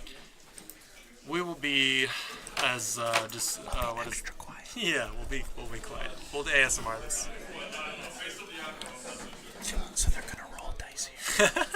They already rolled dice. Looks like Charles is gonna be on the play. Why is it that like? I feel like whenever someone's doing an ASMR, they always have like a lot of saliva in their mouth. I feel like I can always hear their like. I think that's part of the appeal. Hey man, if that's your thing, go for it. All right, so hopefully Charles does his boogie board in a manner that we can see. Yeah. So it's gonna be humans. It's spirits. Dead humans. They're dead. I like back in Origin Standard there was the card Hallowed Light. That was like the rally hoser, but there were dead kids on it. There were a couple like kid spirits. I called that card Dead Kids. Oh. Alright, so fetch, shock. Oh no. So the fun is beginning. How many hollow ones are gonna come into play this turn? I'd say 1. I'm gonna wager 1. That's statistically what's most likely. 1, 2, 3 cards. Yep. It's 1 or 0. Yes, that is the binary. The binary of it all. This is a match that even a machine can understand. if anything, a machine would understand this one more. I mean, it's I was doing a lot of testing with this deck. Yeah. And it's funny. It's kind of like poker, honestly, in that you know the numbers. Nope, just 3 lands. He got it. Ethan has the best swamp, by the way. That's not 8-pack. Oh, I love that one. That's the Lorwyn swamp, yes, right? That is the Lorwyn. It's the best swamp that's not 8-pack. I like the Shadowmoor ones as well, but that whole block had great lands. Yeah, I mean... The Shadowmoor Plains is beautiful. Anyway, Anywho. So, like, with a deck like Hollow One, I mean, as is most Magic... Seagray. Look at this 8 power on turn 2 again. Sorry, go on. No, you're good. As is with most Magic, like especially tournament Magic, the way that you are more consistent more often is by, maximizing your percentage points, optimizing your play so you're winning 60% of matches, 70% matches, whatnot. In a deck like Hollow One, literally all of your decisions are statistics. Right. And so, like, being able to master those statistics and taking the statistically most optimal plays, there are, just like in poker, there are going to be days where you play really well and still lose all your coin flips. Right. But playing a deck like Hollow One, knowing all of those lines very intimately is going to definitely reward him in just being efficient in the long run. So you're saying you could write a computer algorithm that plays Hollow One? You really could. To maximum efficiency. Yeah, you really could. I mean, Frank Carson has a lot of articles about the math on Hollow One. Yeah. A lot of I forget the name of the specific term, but it's just like there's so much math to it. Yeah, and it often doesn't matter so much what your opponent is doing. Right. So that Phantasmal Image. It dies to the trigger. Yeah, so it was a Tasigur. I was going to say it was pretty good posing as a Tasigur, but it is dies to Bolt. 4/5s that die to Bolt aren't as good. It dies to a lot of things. And Charles already at 7, facing down 8 power on the board, and 7 minus 8 is less than 0, or less than 1. So that is correct. I believe that means he'll be chump blocking, and he's definitely chump blocking. Chumping on turn 3 is sadness. It's a factory of sadness. Okay, Bolt goodbye. you, goodbye. And that was game 1, ladies and gentlemen. It was that fast. Yeah, like, that's just what's going to happen. So let's talk about what Charles can do. So how's he going to win this match? Charles needs to go pound for pound bigger. He needs to be playing threats every turn. He needs to be increasing his board presence. Like, once he gets his flying threats up, not only are they going to be his clock, it's also going to wall his Flame Wake Phoenixes. Yeah. It's just really important that Charles just plays a creature every single turn. Right. And then, of course, once the board starts stacking up, they start outclassing Ethan's creatures. Right. And we saw that he did nothing on turn 1 that game, and you really can't afford to. Yeah, I mean, I'm going to assume that he drew that Noble Hierarch after turn 1. Had it. Had he played that turn 1, that would have been such a different game. Yeah, absolutely. Even still, though, the brutal efficiency of this discard deck. Yeah, it's not even a discard deck. It's like, I mean, obviously it is. Yeah. Like, it's just, back to the whole math of it. I mean, like, and as we were talking about his earlier game versus Brian, like, you're just playing, these cards like Goblin Lore and Burning Inquiry, and you don't even necessarily care what you discard, like, X percentage time, you're going to discard your Tasigur and your Hollow One. But, But usually only one of those, and the other one will win you. Most of the time it's neither of them. Yeah, that's true. Statistically speaking. And that's where you need to know all these numbers. And it obviously pays to know these numbers in any deck you play. Obviously, your land count is important. Right. Your odds on hitting X spell with a cantrip. But more so with a deck like Hollow One, knowing all of these numbers intimately are going to greatly boost your win rate in the long run. Because, if you're familiar with statistics at all, small sample sizes, obviously, they could go either way. Right. But if you're making the correct play where you're putting out, I don't know, this is a bad example, but like you're putting out 2 Hollow Ones 65% of the time or whatever with any given play, you do that 100 times, you're going to be... The law of averages says that. Exactly. Yeah, totally. And we saw the law of averages punching Charles in the face that game. Yeah, see if we can bring it back for game 2. That's just even with the inherent randomness in the deck, like having a turn 1 Burning Inquiry and a Hollow One already in hand. I forget the percentage put. It's like not very. It's very high that you still end up with the Hollow One in hand. Yeah. No, it's true. We could do the math right here, but I don't feel like it. There's a good article. I believe I'm actually gonna look it up since I can just pull it on the side monitor. I think it's Frank. Hypogeometric. That's the name of the term. Hypergeometric. Okay. Charles keeping. He's on the play. Hopefully he's got a 1-drop this time. Actually, this was one of my favorite Magic articles that was ever put out. It's okay. Channelfireball.com. There's just like the exact likelihood of hypogeometric probabilities and drawing hollow ones and discarding them, and there's just so many statistics, and it's like it's a very dedicated read. I'm actually going to post it in chat for all few of you in here because it's a very good read, even if you don't play Hollow One. Yeah, just understanding the science behind Magic. Awesome. Statistics is I was a math major in college, but it's the branch of mathematics I'm least familiar with. Yeah, it's really hard. And, you know, in any game involving latent variance, mastering statistics is going to be the key to winning long term. Absolutely. I mean, that's why we see poker players be successful at Magic and vice versa. Exactly. It's a lot of the same principles. Yeah. So Ethan mulliganing to 6, but keeping I mean, his hand is very good. He has looks like he has a Lavamancer in hand right now. Okay, that's a good start. Not as explosive as the last game, but it's honestly equally as explosive at the rate that Hollow One puts cards in the graveyard. Having a turn 1 Lavaman demands an answer, and he's going to be able to fire this off turn 2. He has a fetch land and a Bloodghast, or not a Bloodghast. I think that's a Street Wraith. Yeah, and you like that more than just bolting the Hierarch. Yeah, 100%. So like, basically, he's going to be able to remove anything he plays. He almost wants Charles to like play into his hand by playing like a 3-mana creature here because he has the Bolt in hand and he's going to have the Lavamancer activation. Okay. Basically, what you want to be doing with Hollow One post-board is shifting into a control deck, utilizing these Grim Lavamancers, utilizing the extra removal spells you bring in. Yeah. Because honestly, a matchup like humans or spirits is pretty tough for Hollow One just because of the power they can assemble in relative short order. So you're saying keep them from having critical mass on the board? For sure. And unless you have a game like Game 1 where you just run over them. In general, your Game 1s should be more aggressive and straightforward than your post-board games, and that's just true for like most of Magic. Yeah.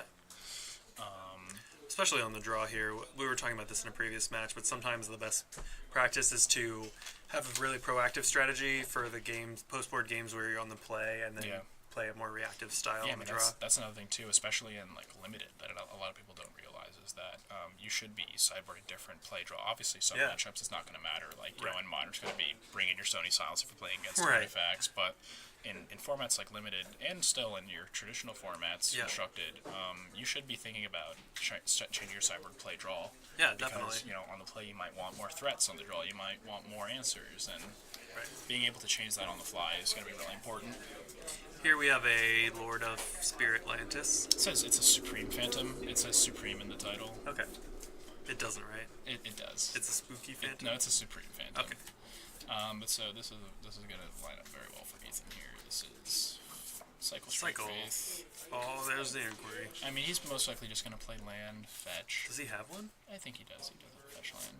Okay. I'm pretty sure I saw an Arid Mesa. No, he doesn't. Okay, so then that's going to be an interesting point of contention. No, he does. Oh, yeah, okay. So I'd expect Ethan to just play the Arid Mesa, fetch, bolt the Supreme Phantom, and then shock the Noble Hierarch. I see. That's exactly what he's going to do here. He's just keeping Spirits player, Charles, from developing that critical board mass like you were talking about. Yeah, so this is a very good start for Ethan here. Yeah. So when you have all red removal spells and they have the opportunity to pump their creatures with lords outside of range, if you let them have too much free reign, then they will just create a board that you can no longer interact with. Especially with Drog Skull Captain giving Spirits hexproof. Yeah. That vial is late. That vial is not the best right now. That's one of the worst vials. The worst part about it is that it's going to give Ethan a turn to kind of develop his own game plan without needing to leave mana up. Or answer anything. I'm definitely playing that vial if I'm Charles. Like, you know, I'm not going to. Well, it didn't seem like he had anything else to do. He doesn't have a third land drop, and the deck plays a lot of threes. He could have just played a Supreme Phantom, I think was the other card in his hand. Like, he's definitely not going to play it. But it's unfortunate that now Ethan gets to take a turn too. And you definitely think this vial is better than the Supreme Phantom? It's like an investment in the future. I definitely think it's better. It's unfortunate that, you know, it's a turn late. Yeah. It's an unfortunate force play he has to make. Hollow One's still in hand. We're going to see that hit the battlefield. Yeah, so unfortunately did not draw another land, but, I mean... Still in a great position, I see a Terminate in his hand as well. Is that a Dismember that just happened? Path rebuys the... Does rebuy the Bloodghast. Bloodghast. He says thank you very much. So, I'm not sure if I like the Path on the Hollow One versus the Grim Lavamancer. Interesting. It really depends on the clock that Charles thinks he can output, but that Grim Lavamancer is... I guess it's infinite removal, right? 2 damage isn't honestly a lot. I mean, if he can assemble, like... I don't know, I mean, presumably I knew he had the Supreme Phantom. And that does have 3 toughness, so it is not vulnerable to the Grim Lavamancer ability. It's a tough spot, and it depends on what's in Charles' hand and how confident he is in being able to deploy, like, his army. But had he... if he has, like, the requisite army in his hand, I think I would have liked him pathing the Lavamancer, because the clock on the Hollow One is no joke. I'm not trying to undermine that. No. This attack is free. But we saw, either way, the path was going to put even more power on the board. Maybe he was thinking about that, and he was thinking that if he paths the Lavamancer, then he's facing down 6 a turn. But theoretically speaking, he's also facing down 6 a turn. Well, actually, no, because if he passes the... Yeah. Either way, though, it's not working out well for him. It's pretty rough. I honestly think this game is over. Looking at Ethan's hand, he's got everything. Yeah, I mean, these bolts are definitely not going anywhere. He doesn't even really necessarily need to do anything. Yeah, I mean, it should be safe to bolt this right now. Yeah, 100%. There's nothing you could vial in that would deal with it. Just another Goblin Lore, most likely, Yeah, I don't mind playing this Goblin Lore here. If it were me, I might have just held up Bolt plus Lavamancer activation. Sure. But, again, I'm not as versed in this deck as Ethan is. Yeah. So the number game definitely may be in his favor to do this instead. Just digging deeper, giving himself more opportunities. Giving yourself more fuel. There's another Bloodghast. There's another Bloodghast. Presumably there might be a land in his hand. No land. Lucky for him, he kept all of his removal. Yeah, he really did. He even picked up more. Looks like his hand is Bolt, Terminate, and 2 Burning Inquiries, I believe. Yes, I believe so as well. Okay, so Vials on 2, no 3rd land. Really rough here for Charles again. Not the draw he was looking for. That's not great. It is not. He's leaving a Path mana again, but the Path is just going to rebuy a Bloodghast. 2. There's a Flame Blade Adept. The card's very good. It really is. It's a powerful 1-drop. So, theoretically, Charles could deploy 3 threats here. He could. And because he has 2 Aether Vials, he would be able to sequence in a way to potentially get around a Grim Lavamancer activation. So, he's not out of it just yet. He even finds the land. There is his 3rd land, so... Oh, he's just passing. Not having a main phase play is really crushing. Yeah. We do know he has a spell queller, though. So he might be able to flash in multiple 3-drops here. That is true. Perhaps assemble some kind of blockers. But this this Flame Blade Adept is going to put in a lot of work here with these Burning Inquiries. Yes, and the Burning Inquiries could also force Charles to pull the trigger on activating his vial. That is true. And it could allow Ethan to break the sequence in such a way where he can, look at this. He might be able to get a bolt in here edgewise. Spell Queller. Yeah, I'm totally a fan of quelling that first Burning Inquiry. Not only does it represent the potential of discarding your cards you want to play, but it is 3 power on the Flame Blade. Yeah, it really is. Yeah. You need a second body on. Yeah. See how Ethan wants to deal with it. So if he has another Spell Queller, this is somewhat okay. Right. He's gonna need it though. Yeah. There's so much removal in Ethan's hand. Yeah, so Ethan's gonna respect the second Spell Queller and not cast any spells yet. I like this a lot. Well, he can instant speed this Burning Inquiry now. That is true. Yeah, so he for surprise damage if no blocks are declared. That is very true. which I believe is the line he's going to go for here. I think we need to block Flamelight Adept with Spell Queller. Also, Flamelight Adept has Menace. Oh, right. Yeah. Jeez. So the line here, theoretically, would be flash into Spell Queller right now to block. So I really like not casting any spells on Ethan's end, just going right to combat. Yeah. So if Charles does have the second Spell Queller, he's going to flash it in, maybe try and double block. Yeah. Look, he's just going to draw a card. That's going to be on the stack. Yeah, I'm totally cool with bolting this Queller with that draw on the stack. I like it. Now's your chance. And the Burning Inquiry is going to come through before the draw. I mean, really, you're only playing around a Curse Catcher, but that's still, not nothing. Mausoleum Guard. Yeah. But if you... Mausoleum Wanderer. You bolt, and Mausoleum Wanderer only has 1 power. Yeah. So it won't even stop it. Yeah, that's true. Cast this. Both draw 3. Discard 3 at random, then your Horizon Canopy trigger resolves. Meanwhile, you're going to get crunched for 6. So he's leaving that trigger on the stack so he doesn't forget it. Yeah, that's smart. Magic players are clever at mnemonics to help them remember things. Yeah.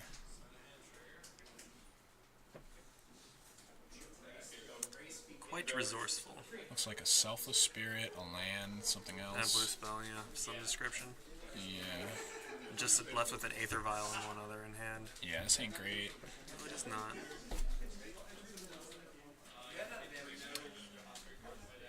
So an attack for 6 is coming through. Yep. Plus, presumably, another 2 from the Lava Man, yeah. Not great. Not the best spot here. We might have an opportunity to activate Vial for a 1-drop before blocks, though. I mean, his only 1-drop is... Oh, he's going to cycle the Street Wraith again to get another damage in, and it looks like that's just lethal Wow. there. Yeah, very well done by Ethan there.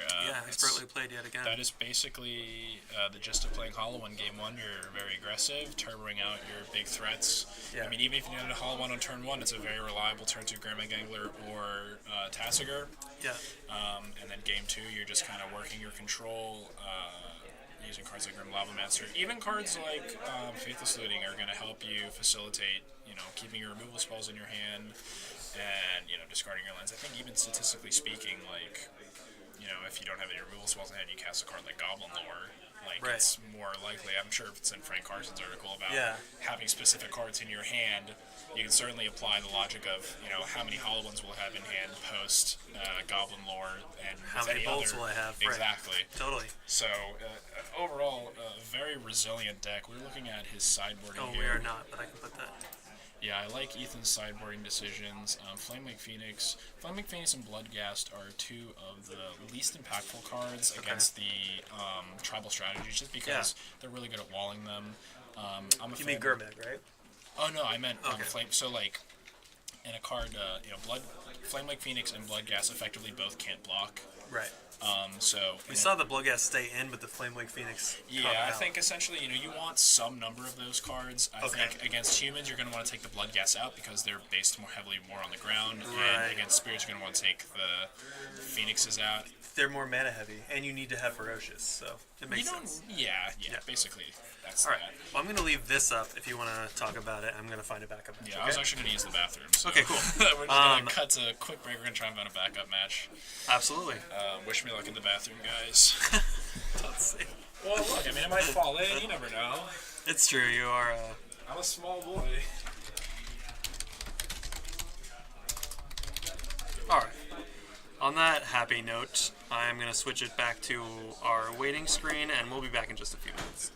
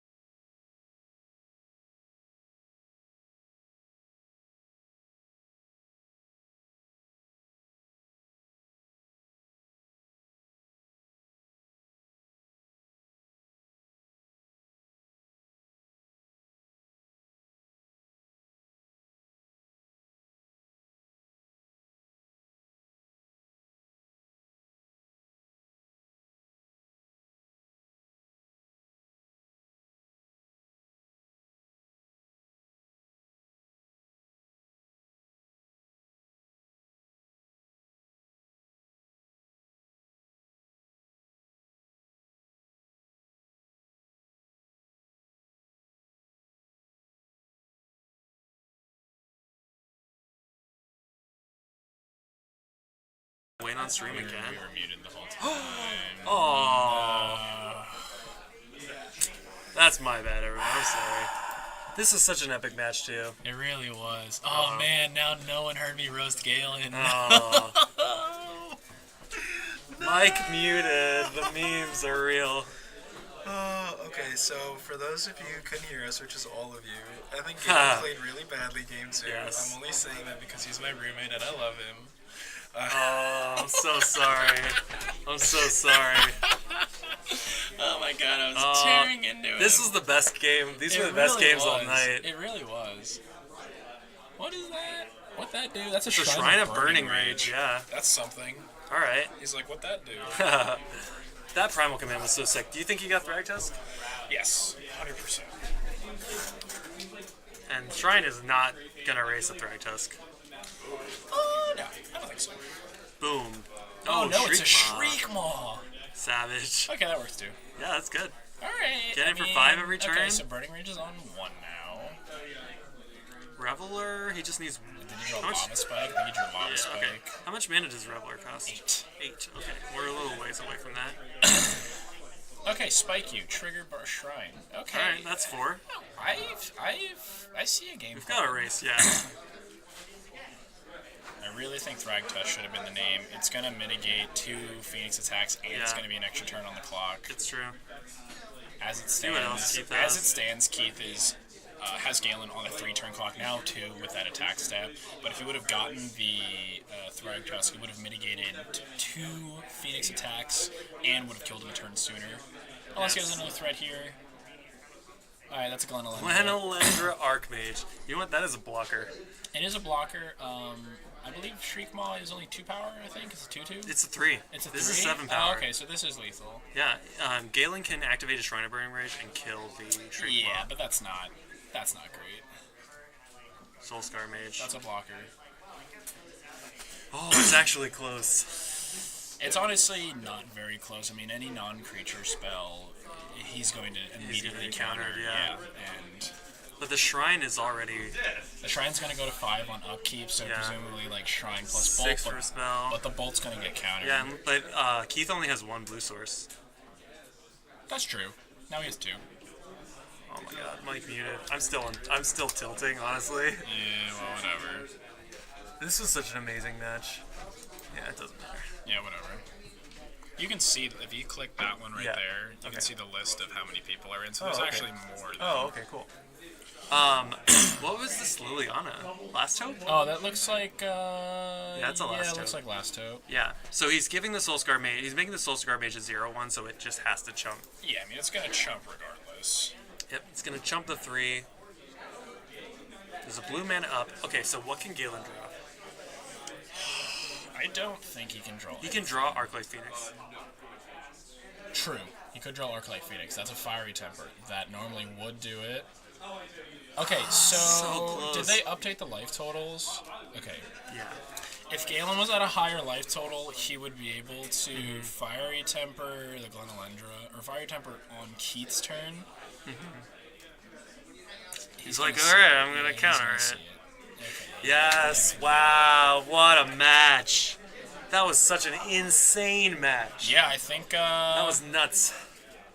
Yeah, I think our Phoenix player could have done a little better, honestly. Yeah. I hate to rag on him, but considering no one heard me ragging on him game 2, I get to do it now. I think that was a rough game too. I went into it, and I guess no one heard it, but with the Phoenix deck, it's not about this like constant aggression as you'd find in a normal burn deck. You want to be able to put 3 spells together in a turn in order to trigger the Phoenixes. So there were a lot of turns where Galen just played the Metamorphose. It was a little confusing. He just played a Metamorphose and used the mana to cast a Phoenix out of his hand. He played a Faithless Looting, discarded a Fiery Temper, and didn't have a 3rd spell. Yeah. Like, had he have just saved that Faithless Looting, boom, that's 3 spells right there. Metamorphose, Fiery Temper, discard Faithless, or Faithless Looting, discard Fiery Temper. The important thing is our hero, the Frog Monster player. Yeah, I mean, he did won the match. You know, it doesn't matter if you win or your opponent loses, you still get 3 points either way. Hell yeah. That's a good way of putting it. I would definitely say in that scenario my opponent lost. I didn't win, but that is 3 points. Like, you gotta think, Look, man. Oh wow, we got pairings already. Look, man. All I'm saying is that game 2, he drew all lands. He drew all lands and he still know. won Primal Command, the one of my God. the deck building genius. I'm so upset. The 4,000 IQ. I'm so Primal upset. Command. All right, Holy we're gonna wait for round 4 to get round paired 4 up. just Okay, got paired I up. just gotta go. I just gotta go take the belt to my boy Galen real quick. I'll be right back. Okay, yeah, we're gonna be right I back. need to make I'm sure gonna doesn't put make this mistake last round. I'm gonna put a match on stream in just a minute. I'm gonna mute myself and forget to unmute myself, and we'll be right back.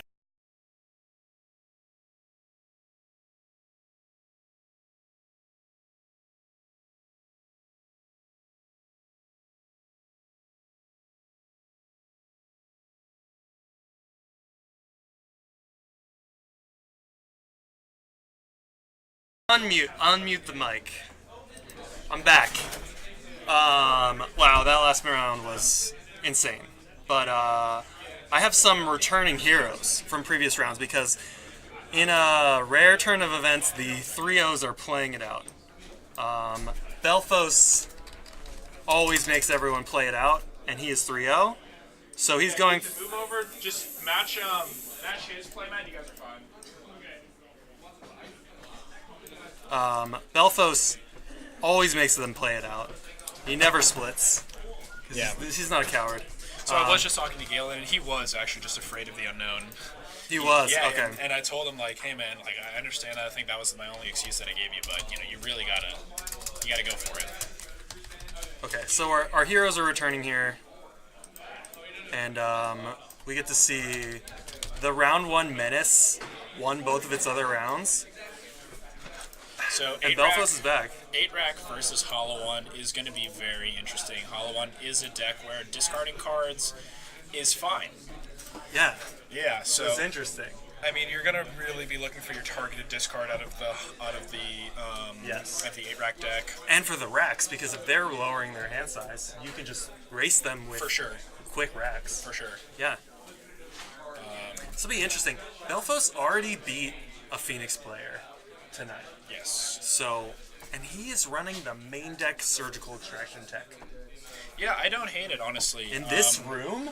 Yeah, again, Right? as I was saying, you know, like getting your percentage points is what matters in taking it down tournaments. Obviously, FNM's not the biggest tournament, but Yeah. if you're going to be playing against graveyard-based strategies, Sure. you have a main deck surgical I mean, extraction. this is a deck building decision that I have made fun of people for countless times. It's almost never correct. And it might not even be correct here. It might not even be, but yeah. you know, like it's a card. It's a card. that will do things. It paid off for him this evening. I know that he only won game 1 because he had it in his main deck against Blue Red Phoenix. Yeah. I was playing against another graveyard-based strategy. They're really powerful in Modern, and they're very popular in this metagame, so in our local metagame, Yeah. so I don't hate it.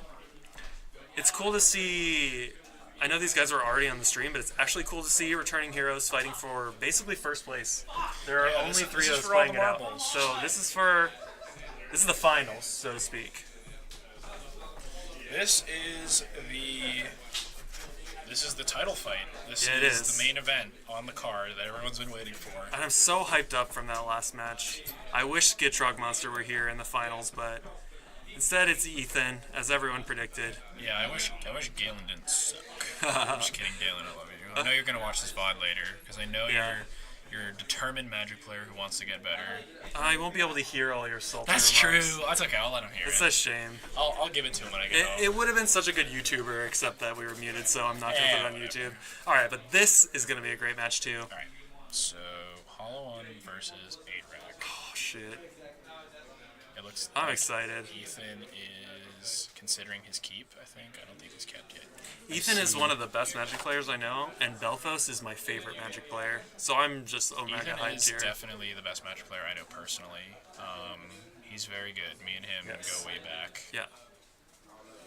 So he has a Hollow One in hand. Looks like he is on play.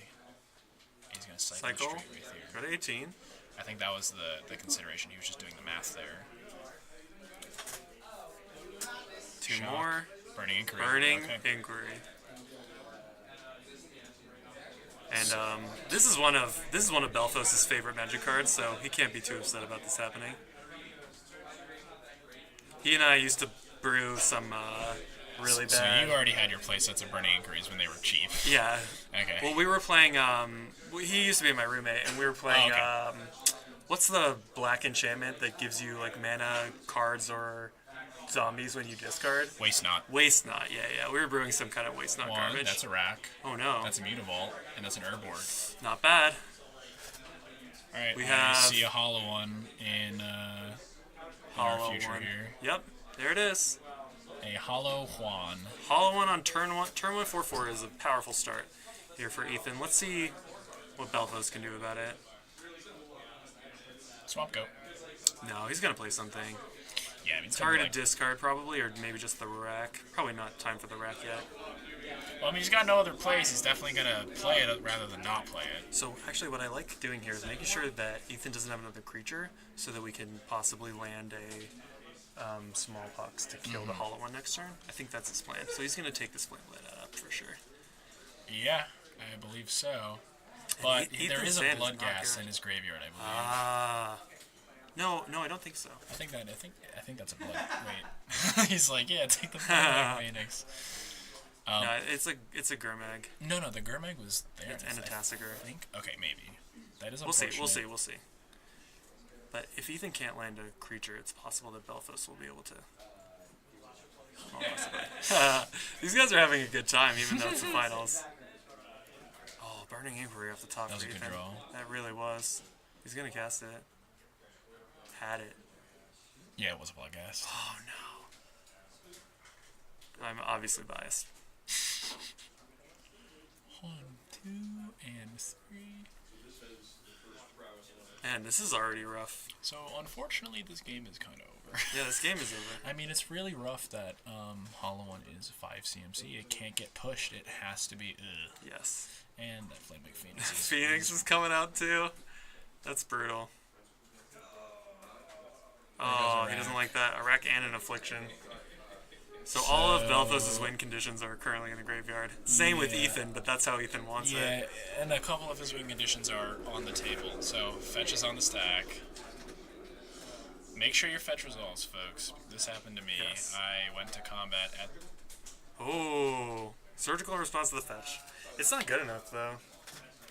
If only he had it before the blood gas came out.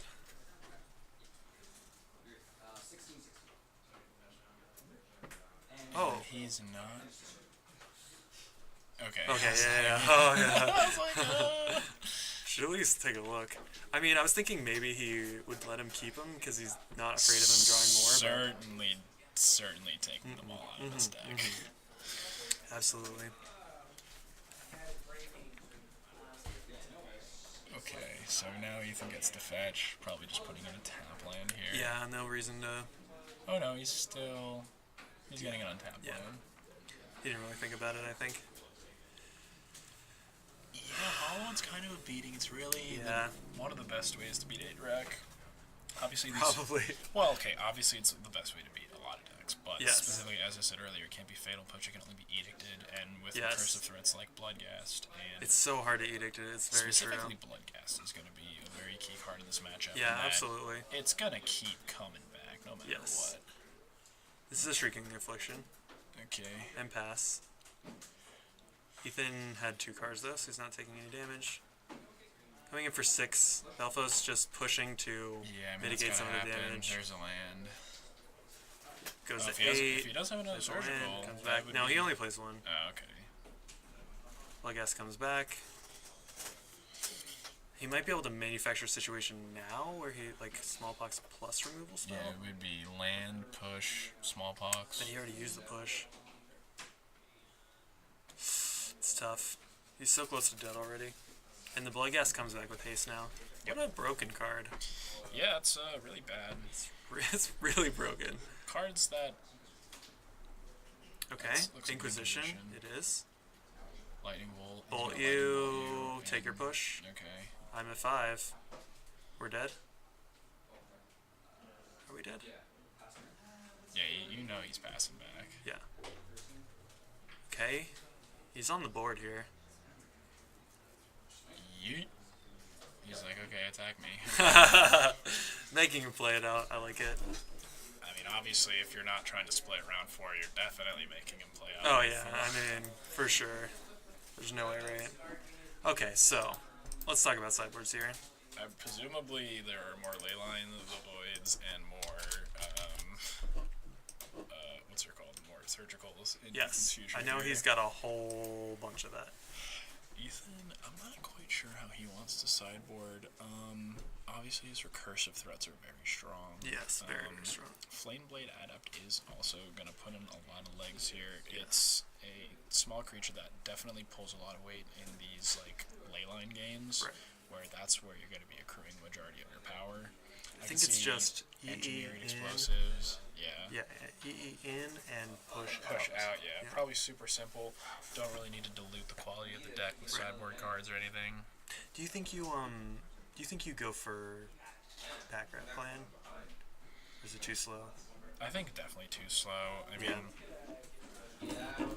yeah, I'd imagine probably too slow. I think his best bet is to just try and run him into the ground and play the lottery, honestly. Yeah, I know. It's so hard. You're basically enabling his strategy a lot of the time. But we saw also Belfos having some really unlucky discards to Inquiry. Like, I could see the game being slightly different if Belfos could just race with a couple of rack effects. Yeah, like it would certainly be slightly different, but overall, like the game would have played out mostly the same. I mean, it's just the turn one hollow one. Yeah, like that's just gonna happen. Yeah, it's so brutal. Now, in being on the, oh no, I guess he would choose to be on the draw. The 8-rack player would choose to be on the draw. I don't know if you do in this matchup. Yeah, because I was gonna say like turn. There's just honestly so many variables. Like, I think the plan is to be on the play, and then the Thoughtseize the way they're Inquiry or Faithless Looting even. Yeah, I can see that being the play. This is exciting. This is the last game of the evening, and then after this, we're gonna have an interview with Keith, the inventor of Cobra Frog. Yeah. Cobra Frog value 4-color Logic Knot Teferi stuff. You can handle that. I need food. Okay. Yeah, I want to talk to him and figure out for sure. all his glowy brain strategies. Yeah, just like lay his deck out on the feature match, just like talk about it or something.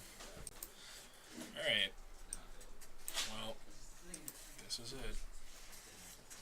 No, this is the second to last game. Well, hopefully we can just end this all right now. No way, man. I really, really need Belfos to win at least one game here. We have Ethan Gajewski here on the 18th tee. Looks like he's going with the 3-wood here. Look at this pink combo. Yeah, very powerful. With a pink pen as well. And this has to be premeditated because he shows up like this every week. Yeah, he knows what he's doing. Yeah. Also, the Rebecca Gay art in that. Oh, yeah. Look at that. What is that? Renewal? What is it? I don't remember, actually. It's the enchantment that when a creature dies, you can sacrifice it to have the creature come back. I think so. I could be wrong about that. No! Belfos mulliganing. Oh, Ethan is also going to mulligan, though. Is he? Yep. No, it looks like he likes it, actually. I didn't see the land. I'm just not a fan of mulliganing against 8-rack anyway. If right? my hand has a lot of lands, I think I'm okay. Obviously, if I don't have any lands, then I can't cast anything. I didn't think he had anybody does. He's got a Cliffs, I think. Alright, Belfos. That's a keeper. Ooh. Oh. Alright. And I think you probably do need to mulligan pretty aggressively as Belfos in this matchup. Yeah. Shrieking Affliction, go. Okay, I don't hate it. Not as good as a Thoughtseize. Faithless Looting, always a welcome draw. Oh man, this is, if he's got any hollow ones in hand, this is the dream start, having Street Wraith and Faithless Looting in hand. Yeah, that's nuts. Does he have a land, though? He does certainly have a land. I think, I'm a fan of playing... No, he doesn't. No, I think he does. I see a couple lands. I think they're in the middle there. Cliff? Okay, yeah. So... It's wishful thinking. What is he thinking about? I think he's thinking about either playing Faithless Looting or the Flameblade Adept. Or maybe he doesn't have any lands for some reason. No, there he goes. Oh, there it is. And okay, he is going to Faithless Looting. He's figuring out the math on the odds of drawing the hollow one here. Yeah. But also, like as I said earlier, just like playing your turn 1 creature into a potential, into a potential smallpox specifically. Oh, I see. Yeah, interesting. Okay, good insight there.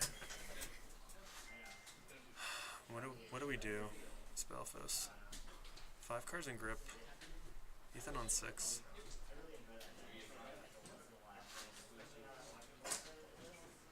That's Another affliction and pass. Holding up probably some removal or surgical, hopefully. Here's the Flame Blade, I imagine. And does Ethan have another land? I believe so. I didn't think he had any, so I clearly have no idea what's happening. Yeah, I mean, not of drawing. This magic icon's a little bit in the way. I'm not going to move it. Yeah, it's fine. Looting again. 1, 2. Yeah, I mean, if looting is in your turn sequence, you're going to want to be casting that first in case you draw any blood gas that you want to be discarding. I mean, just draw first, right? Yeah. And there's a Blood Crypt in his hand, so he will have a drop this turn. Ethan playing it carefully, despite this sort of jocular and jovial. So I think what he's going to want to aim to do here is deploy as many threats at once as possible. Okay, right. Instead of one at a time and let them get picked off. Yeah, and you really want to leverage your way around smallpox, like Fatal Push plus an Edict effect. Right. No blood gas. Maybe 16. And there's the Adept. So just one creature. He might be walking into it. Yeah, I think he might be fine with it. Cards in hand, says Belfos. Ethan having 4 or 5, I believe. Yeah, so here Fox, comes... Yeah, for sure. Yeah. Ethan had to certainly expect this, so I think he might be playing into it. Yeah. By baiting it out. I'm not sure what he stands to gain, but you have to expect it coming down. Maybe he just didn't see a line that involved playing around it. He is in the tank about what to discard. He discarded a land last turn. I'm not sure he has another one. It's possible that he won't have a second land to play this Goblin Lore. He might just discard it. Belfos, not in a bad position though. Discarding Faithless Looting, wow. I see he has a second Flameblade Adept in hand, so maybe that's why he chose to deploy. Okay.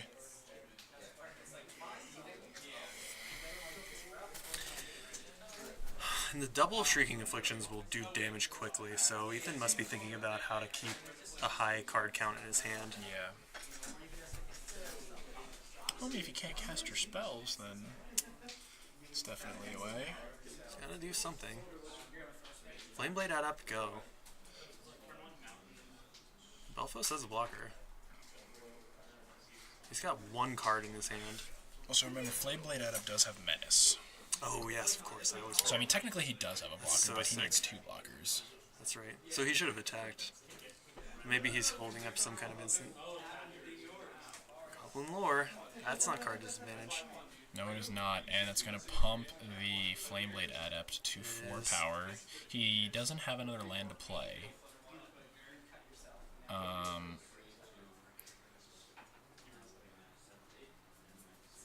Reading Goblin Lore, it's a weird card. How many cards will he even have? He'll have 3 cards left in his hand. He had 2 to start. Goblin Lore went up to 6. He just needs more than 1. Pretty much, yeah. Still no blood guests.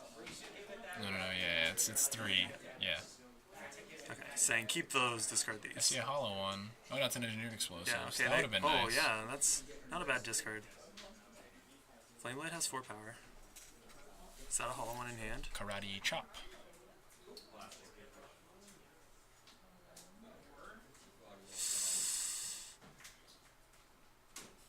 He's gonna play it. Certainly he's thinking about just trying to end the game with the... Yeah, he plays it. I just heard Overhearing people complaining about how good the Gitrog monster is. Oh my goodness gracious. Cycle Shadow it down at the end of your turn. Interesting. Alex boarding it in just to try to get his opponent, I'm pretty sure. It seems pretty bad. Okay. He can jump with his Muta. Oh, he didn't jump for turn. Already cycled that, and then now he's doing that. Okay. He's probably going to chump with Beautiful here. Yeah, for sure.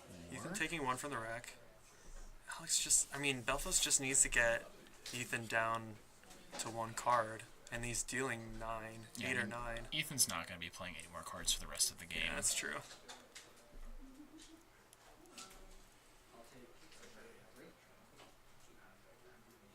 He's just going to play... Yeah, Engineered on 1. On 1. Oh, no. Yeah, I'll happily trade a Flameblade Adept for 2 Shrieking Afflictions and a rack. Yep, seems good. Belfos needs Bontu's last rack. Okay, I'm sacrificing my... Yeah, Flameblade, right? Ooh. No, just the Phoenix because it comes back. Even better.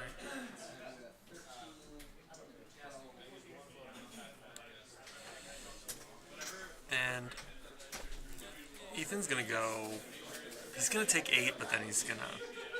You know what? If he doesn't have a land, he he doesn't can't even draw a activate. second land. He That does. That is important. So this is a game. Take 8.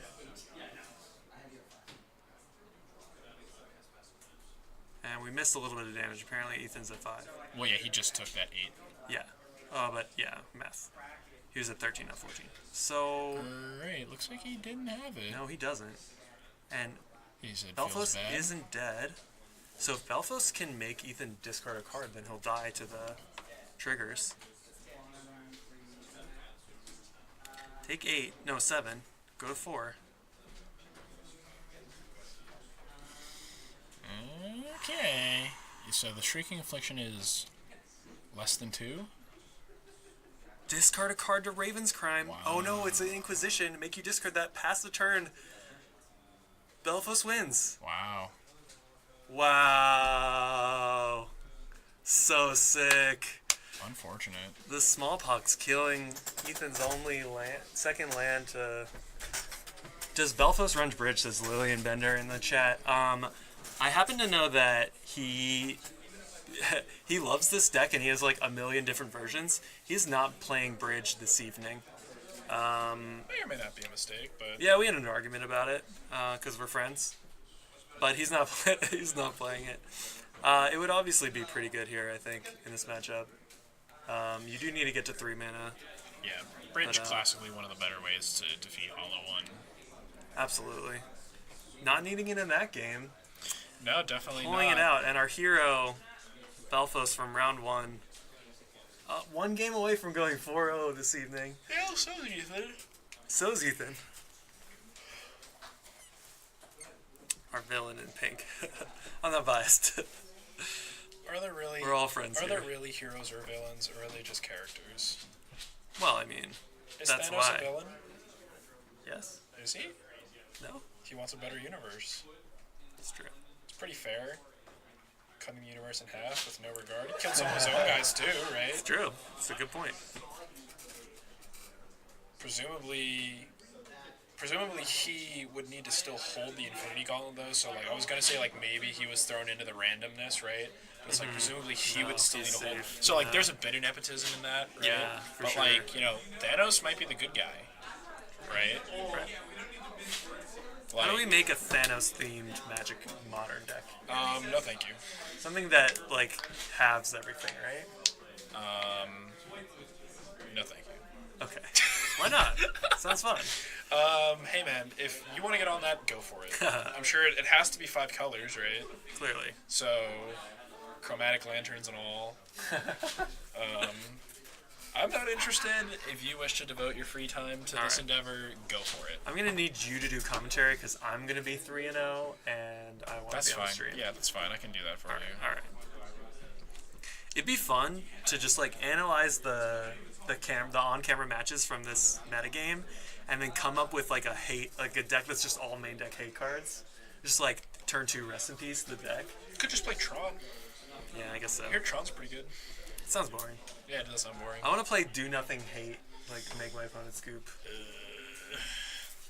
Nexus of Fate. What is that? It's that bio box throw that everyone got upset about. It's that 7 mana Oh, instant yeah. speed time walk that shuffles itself back into its library if it goes anywhere but your library. Right. Okay. Belfos in the tank about whether or not to keep. Yeah, Kidoki then. So it looks like he's going to be on the play because Ethan's not looking at his hand yet. He's keeping. I like the choice of being on the play in this matchup. even if you traditionally want to be on the draw. Really interesting decisions. Keep. Swamp Thoughtseize. Think so. No, it's Swamp Affliction. Affliction, yeah. Oh no, it's Raven's Crime. Oh, it's Crime. Crime your Ravens. Oh, that's pretty bad. I don't like that. I mean, I guess that card is a necessary evil. Yeah. In his deck because of the retrace. Yes. I don't like casting. You might. Yeah. I'm not a fan of casting a turn 1, even if it's his only discard spell. Yeah. Because like Ethan could just theoretically just discard a Bloodghast here. Oh, discarding something useful. Presumably he has a lot of lands. Yeah. I mean, that went better than it could have. Okay, here comes an Inquiry. Yep. He does have a hollow one in his hand, so... I've never seen Ethan discard a hollow one to Burning Inquiry. I mean, it could realistically run into a Smallpox here. It absolutely could. So... Being on the play... Wait. Ethan put Belfos on the play. Belfos won game 2. I still think it might be correct. Yeah. Interesting. I misinterpreted that. 1. Rack. 2. Surgical. And Inquisition. Pretty good. Land, Gurmag. Phoenix. And Phoenix. All right. Wow. And he has the... Oh, there's 2 of them. One. Seems good. Alright. Cool. Magic is fun and interactive. Okay, so Bantu's Vast Reckoning might be good here. I'm assuming that's in his deck. Yeah, it is. So We saw it in round 1. I'm assuming it's still in his deck. That is a 3-drop, right? This is probably just going to be a small box. Wrench Wrench Mine. Get rid of the rest of it. I mean, he's going to discard Flamewake Phoenix plus... This is so rough. I mean, he could follow it up with turn 3 Bantus, you're right. He That's could. just Wrath, don't untap, right? That's correct. Ethan is certainly going all in. He's not going to play around it. Nope. I mean, even if it's on his radar, he doesn't really can afford to play around it. Absolutely not. Considering, like, if he has a Phoenix in his hand, I believe. Yeah. His question is, what's the other card we discard? Yeah. He gets to get one of these Phoenixes back. He gets to get both of them back next turn. If he has land. I believe he does. So that's 12. Oh, no, he doesn't. Huh, interesting. Yeah. That's 10 damage right there. Yeah. Nice little 2-turn clock. Oh, he kept the bolt. Okay, I respect it. Land? Does he have He's it? gonna toss the Bantus on the table. Yeah, looks like it. Oh, it's Liliana. Okay. Okay. That's dead. game. You're dead. He's like, go win. He's like, go win, you fool. Untap, upkeep, draw. Attack. Okay, there goes land. Trigger. And Belfos was playing back in 93, Oh, he's gonna 94. go for the perfect. Oh no, I thought he was gonna go for the perfect victory, kill Liliana and kill you. That's unfortunate. Wow. So my hero won, your hero lost. Yeah, that was an amazing match, though. Yeah. Not much to say, honestly. That's just how that happens, really. Yeah. I mean, yeah. not a lot He to. had a shot. He knew the Bantus right there. Yeah.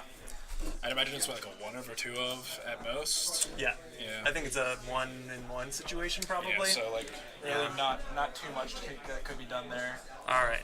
That is going to be our last game. The final feature of this event is going to be a quick interview with Keith. Yeah, gonna have his frog, his dance frog up on the camera talking about it. And it's a cool deck, like Yeah. you know, I'm definitely in the camp of, you know, playing cool decks. I think Definitely. he's doing something interesting. Whether it's good or not doesn't really matter. I mean, if he's winning, really doesn't. If he's having fun, Yeah. that's what I'm saying, right? Like, win or lose doesn't matter to me. I only want to win because you get more points for winning than losing. Yeah. I have fun, win or lose, right? Totally. But when you get the W, that's 3 points. When you get the L, 0 points. Okay, it's simple math. That is maths. Just hang on here for a second. I'm going to go get him. Yeah, you're gonna Thanks go for get him. tuning in, Lillian. Once you get back, I'm going to get out of here because I'm going to go and get dinner with the boys. So thank you, everyone. Stick around. We're going to have a bit of a feature. Don't go quite yet. Keith is going to talk about his frog deck. Is going to put it up on camera. My name is Alex J. Chen. If you want to follow me on Twitter, it's at Alex J. Chen, ALEXJAYCHEN. Make sure to follow Redcaps on all the socials, Twitch, YouTube, Facebook, Instagram. If you're in the Philadelphia area, come check us out. Great store. Honestly, one of the better local game stores I've ever been to in my life. And with that being said, we're going to get Keith on here. I'm going to mute the mic real quick, and we'll be right back, guys.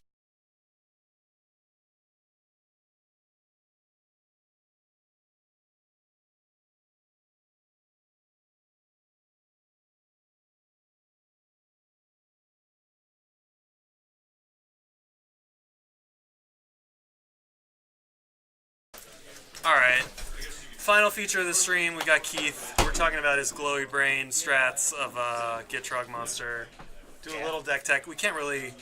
I don't have the technology right now to like lay it out, so why don't you just like pull a couple cards and talk about how you came up with the deck, what inspired you to play Gitrog Monster, and you went 3-1, I understand. Yeah, I lost the Spirits, but I beat Infect, Mono Red Phoenix, and Titan Shift. Nice. Yeah, we saw you beating Titan Shift. Yeah, and like fucking up really bad. But whatever. Yeah, it happens. Yeah. So, anyways, basically, I played Mardu for a long time. I played it a while before a lot of people did. Yeah, I remember we played a couple times. Yeah, I was like, Fiery Tempers, they're sweet. But anyways, so I was sick of losing to Tron and straight up Graveyard Hate. Yeah. And I was interested in Sultai, but I never took it super, super seriously because it had the same issues of like not being able to beat Tron. Yeah. And then, but the one thing I always thought was really cool was Noble Hierarch allows essentially a free splash into white, which I thought was really, really interesting and good. And also it's just a generically powerful card. Sure. So two big developments that made me put the deck together. One was Assassin's Trophy. Which is just really helps, matchups. Yeah, it's just so good. Just really good. It helps with Tron too. Yeah, everything answer, and then Teferi. Because I always heard blue-white players and just control players say, like, I wish I could play Teferi, like, a turn earlier. Right. So I was, like, thinking about, and then I was like, Lotus Cobra. Yeah. I was like, that means you can play Teferi on turn 3. Right. And then I was just like, well, if you're doing that, and you also have, I play 3 Nobles for Lotus Cobras. Right. That's a pretty good RAM package. So like, you're gonna be able to at least get to 4 mana, and you will eventually get to 5 by the time I play 24 lands. Right. So that's kind of what the deck was based off of, and then I was like, what are some sweet cards? And we were kind of joking that it's sort of an EDH deck because you have like a toolkit. How many primal? You're playing 1 primal command? I played 2. I was playing 1, but then eventually I took the Kalitas into the sideboard because I found it kind of underwhelming in a lot of matchups because you just play it and it would die. Or I have a lot of counter spells, but I have a lot of removal in the sideboard, so it seemed really good. Do you mind? Yeah. All right. Yeah. So I moved it into the side.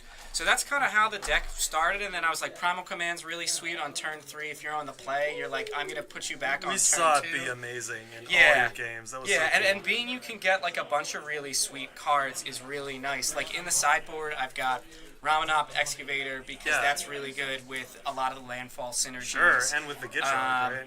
You get Kalitas, which is also really nice. And then the new one I tried out, which I was tinkering with, was Glenalendra, which actually is pretty nice. It was so good today as well. It swings in for 2, and it's just annoying. And like one of the ways this deck can win, because in the end, it's like it is a mid-range deck. It can definitely like kind of combo on turn 3. But they can just go over top of you really quick with something like that. I'm not as worried about Tron because I have 2 Primal Commands, 2 Field of Ruins, and 2 Assassin's Trophies. Right. So I'm not as worried, like am I, but I can tempo them out a lot of the time. Yeah, totally. But I am worried about something like Titan Shift. So having something like a Glenalendra that can be like, I'm just going to swing in for 2, and if you try to go and Titan Shift me in any way, I'm generally going to be okay unless you play a straight up. Right, and we saw you in one of the games, it was really smart, you used the Logic Knot from your hand and left the Glenalendra at 2 to keep it power, but also just like to keep the counter spells available on the board. And that really worked out for you. It was really cool. Yeah. So I like the deck a lot. It feels like it's got a lot of game. The coolest thing is it plays a bunch of super powerful cards ahead of time. So you got Teferi, Primal Command, Gitrog Monster's the secret one that I've really been liking. That was a newer addition. Jace. And Tasigur is actually like an all-star in mid-range matchups because what works with Tasigur is you're playing your Inquisitions, your Thoughtseizes, or they're killing your Lotus Cobras and Nobles, and then you just play that. And then you delve away all the shitty stuff, and then you go, guess what, Tasigur activation. I think you saw it like 2 times where I was like, give me something great. You know, so it's not, it plays Tasigur how it's supposed to be played, which is not activating the ability. Yeah, it's a leader that also will get me back, like the best you can do is like, you have nothing in your yard, and you know that there's like a 50% chance you're going to get a sweet card, and you mill like a Teferi or a Thragtusk, and you're like, That's super worth it. Just for a mana sink. The other thing too is it has really good synergy with Lotus Cobras. Yeah. It's got really good synergy with Gitrog Monster because when you activate, if a land goes in the graveyard, you draw a card. Right. So there's a lot of subtle, kind of like grave landfall synergies or just landfall synergies that are really nice.